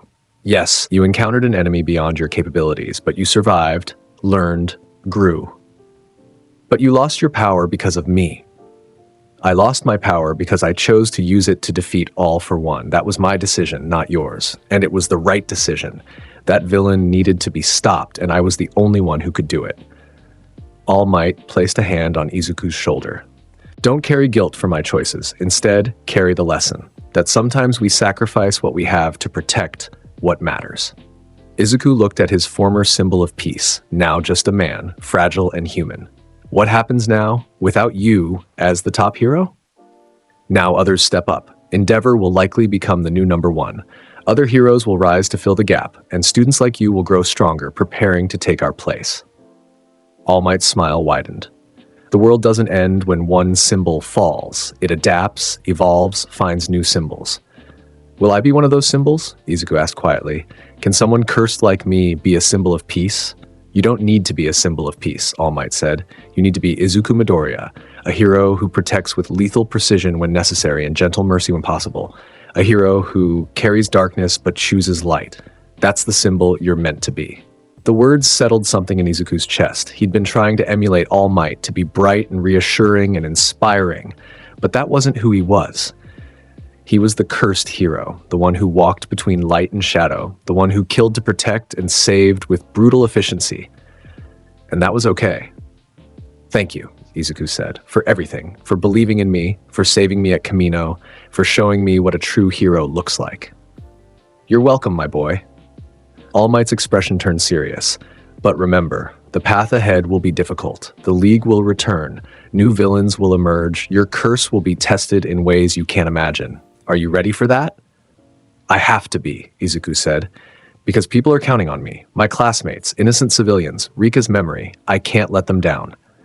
Then you'll do well. All Might turned to leave, then paused.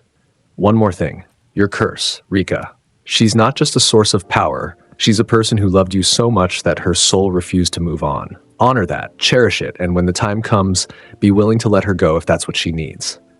Izuku's chest tightened. I don't want to lose her. I know. But love isn't about holding on forever. Sometimes it's about letting go when the time is right. All Might walked away, leaving Izuku alone with his thoughts. Rika was quiet for a long time. Then, he's right. Someday, you might need to let me. Never, Izuku said fiercely. You're part of me. I won't let you go.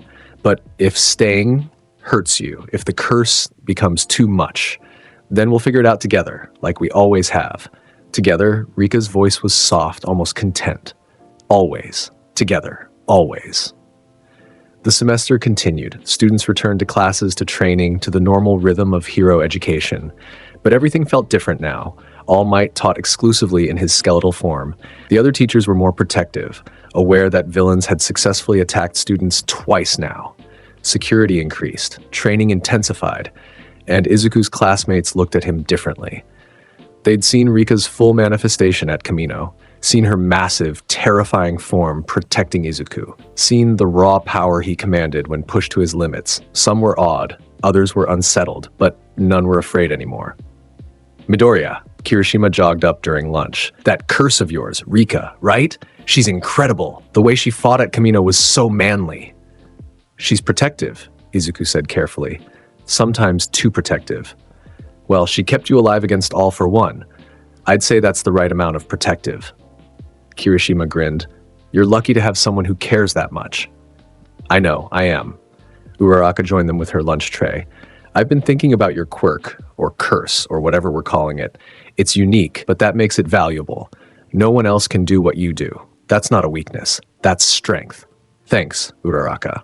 Even Todoroki, usually distant, offered acknowledgement.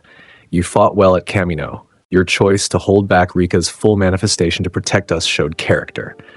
That's what separates heroes from monsters, the ability to restrain power when necessary. Bakugo, characteristically, was less eloquent. You're still a curse freak, but you're our curse freak. Don't die before I surpass you. It was progress. Slow, gradual progress toward acceptance and understanding. That evening, Izuku sat in his apartment with his white katana across his lap, polishing the blade. The silver ring hung from its chain around his neck, warm against his skin. We've come far, he said to Rika's presence. Further than I thought we'd get. Far, but not far enough. There's still so much ahead. I know. The League will return. Shigaraki won't give up. New threats will emerge. But we'll face them together. Together, Rika agreed. Always. Together. My hero. Your hero, Izuku repeated softly. I like that. Not the symbol of peace, not the strongest hero, just your hero. That's all you need to be. He stood and walked to his window, looking out at the city lights. Somewhere out there, villains were planning, threats were gathering, challenges waited. But he was ready. Because his love was the deadliest power of all. The love that had created Rika's curse. The love that drove him to protect others. The love that would see him through whatever darkness came. Izuku Midoriya, the cursed hero, the boy with the monster, the student who killed when necessary and healed when possible, the one who walked between light and darkness, never fully belonging to either. He was becoming the hero the world needed, not the hero they expected, not the hero they wanted, but the hero they needed when the darkness came, and the darkness was always coming. But that was okay, because he had friends now, teachers who believed in him, a purpose worth fighting for. And a love that transcended death itself, twisted into a curse that was somehow also a blessing. The white katana gleamed in the moonlight. The silver ring caught the reflection, throwing small points of light across the room. Rika's presence wrapped around him like a protective embrace, warm despite the cursed energy's chill, comforting despite her monstrous nature. Whatever comes next, Izuku said quietly, we'll face it. We'll protect everyone we can, and we'll prove that even someone cursed can be the greatest hero. Together, Rika whispered, forever, my hero. Always, Izuku responded, until the curse breaks or the world ends, whichever comes first. He turned from the window, ready for tomorrow, ready for whatever challenges UA would throw at him, ready for the next villain attack, the next impossible mission, the next test of his resolve, because he was Izuku Midoriya. And he would never give up. The cursed hero walked forward into his future, the white katana on his back. Rika's shadow merged with his own, ready for whatever came next. The first year at UA had been a trial by fire. He'd faced villains, saved classmates, lost battles, and won wars. He'd grown stronger, learned control, forged friendships, but the journey was far from over. New threats lurked. The League would return with new plans. Shigaraki would seek revenge. Other villain organizations would emerge, seeing the symbol of pieces fall as an opportunity. And through it all, Izuku would stand firm, would protect those he loved, would honor Rika's sacrifice by being the best hero he could be. Not despite the curse. Because of it. His love was his power. His curse was his strength. His darkness was his light. And that made all the difference. The city slept, unaware of the boy who watched over it. Unaware of the curse that protected them. Unaware of the love that drove him forward, but they would learn. Because Izuku Midoriya, the cursed hero, was just beginning his story. And it would be a story written in blood and healing, violence and mercy, darkness and hope. A story of a boy who loved so deeply that death itself couldn't separate him from what he cherished. A story of a curse that became a blessing. A story of a hero who would save everyone, no matter the cost to himself. Together. Forever. A massive thank you to the legends supporting the channel. Starting us off, a huge shout out to our pro heroes, Fire05, Javon McQuire. Next up, thank you to the absolute pillars of the community, our Symbol of Peace tier. Neo Star Productions, Azael Cardenas, Shaquan Simmons, Agroxa298, Sunawind 631, Elijah Saunders, Peter Hamilton, Freddy_Rose, Omega, Toxic Rune, Chris Talley, Alexander Thompson, Remorsefuls, Black Vein, Joshua Hedrington, Aaron Abercrombie, Drift SKE8er, Akano Himejima, Corey Tokars, Jan, X0 Hope 3656, Devin Black, Crow, Isprid, Roberto Ramos Di Cristina, Dasher Games, Joe Bros, Ray Von Crimson River, Dante Alistair, Adam Yonkers, Blood Saints, Donna Cafe, Zeph, KC, Howie60, Ignacio, and Albert. And finally, massive love to the heavy hitters holding it all down, the hope of the universe. Sean Brooks, Kayshawn, Debbie Rowe, GVZLN21, LS Morningstar, Marl, Spintown, James, Quan Yen Thompson, Quan, I'm Calver, and Colsey. You guys are the best. Thanks for witnessing the birth of the cursed hero. If you loved this dark twist on Deku's journey, smash that like button and subscribe for more insane anime what-ifs. Which technique should he copy next? Drop a comment below, and stay tuned for our next legendary crossover.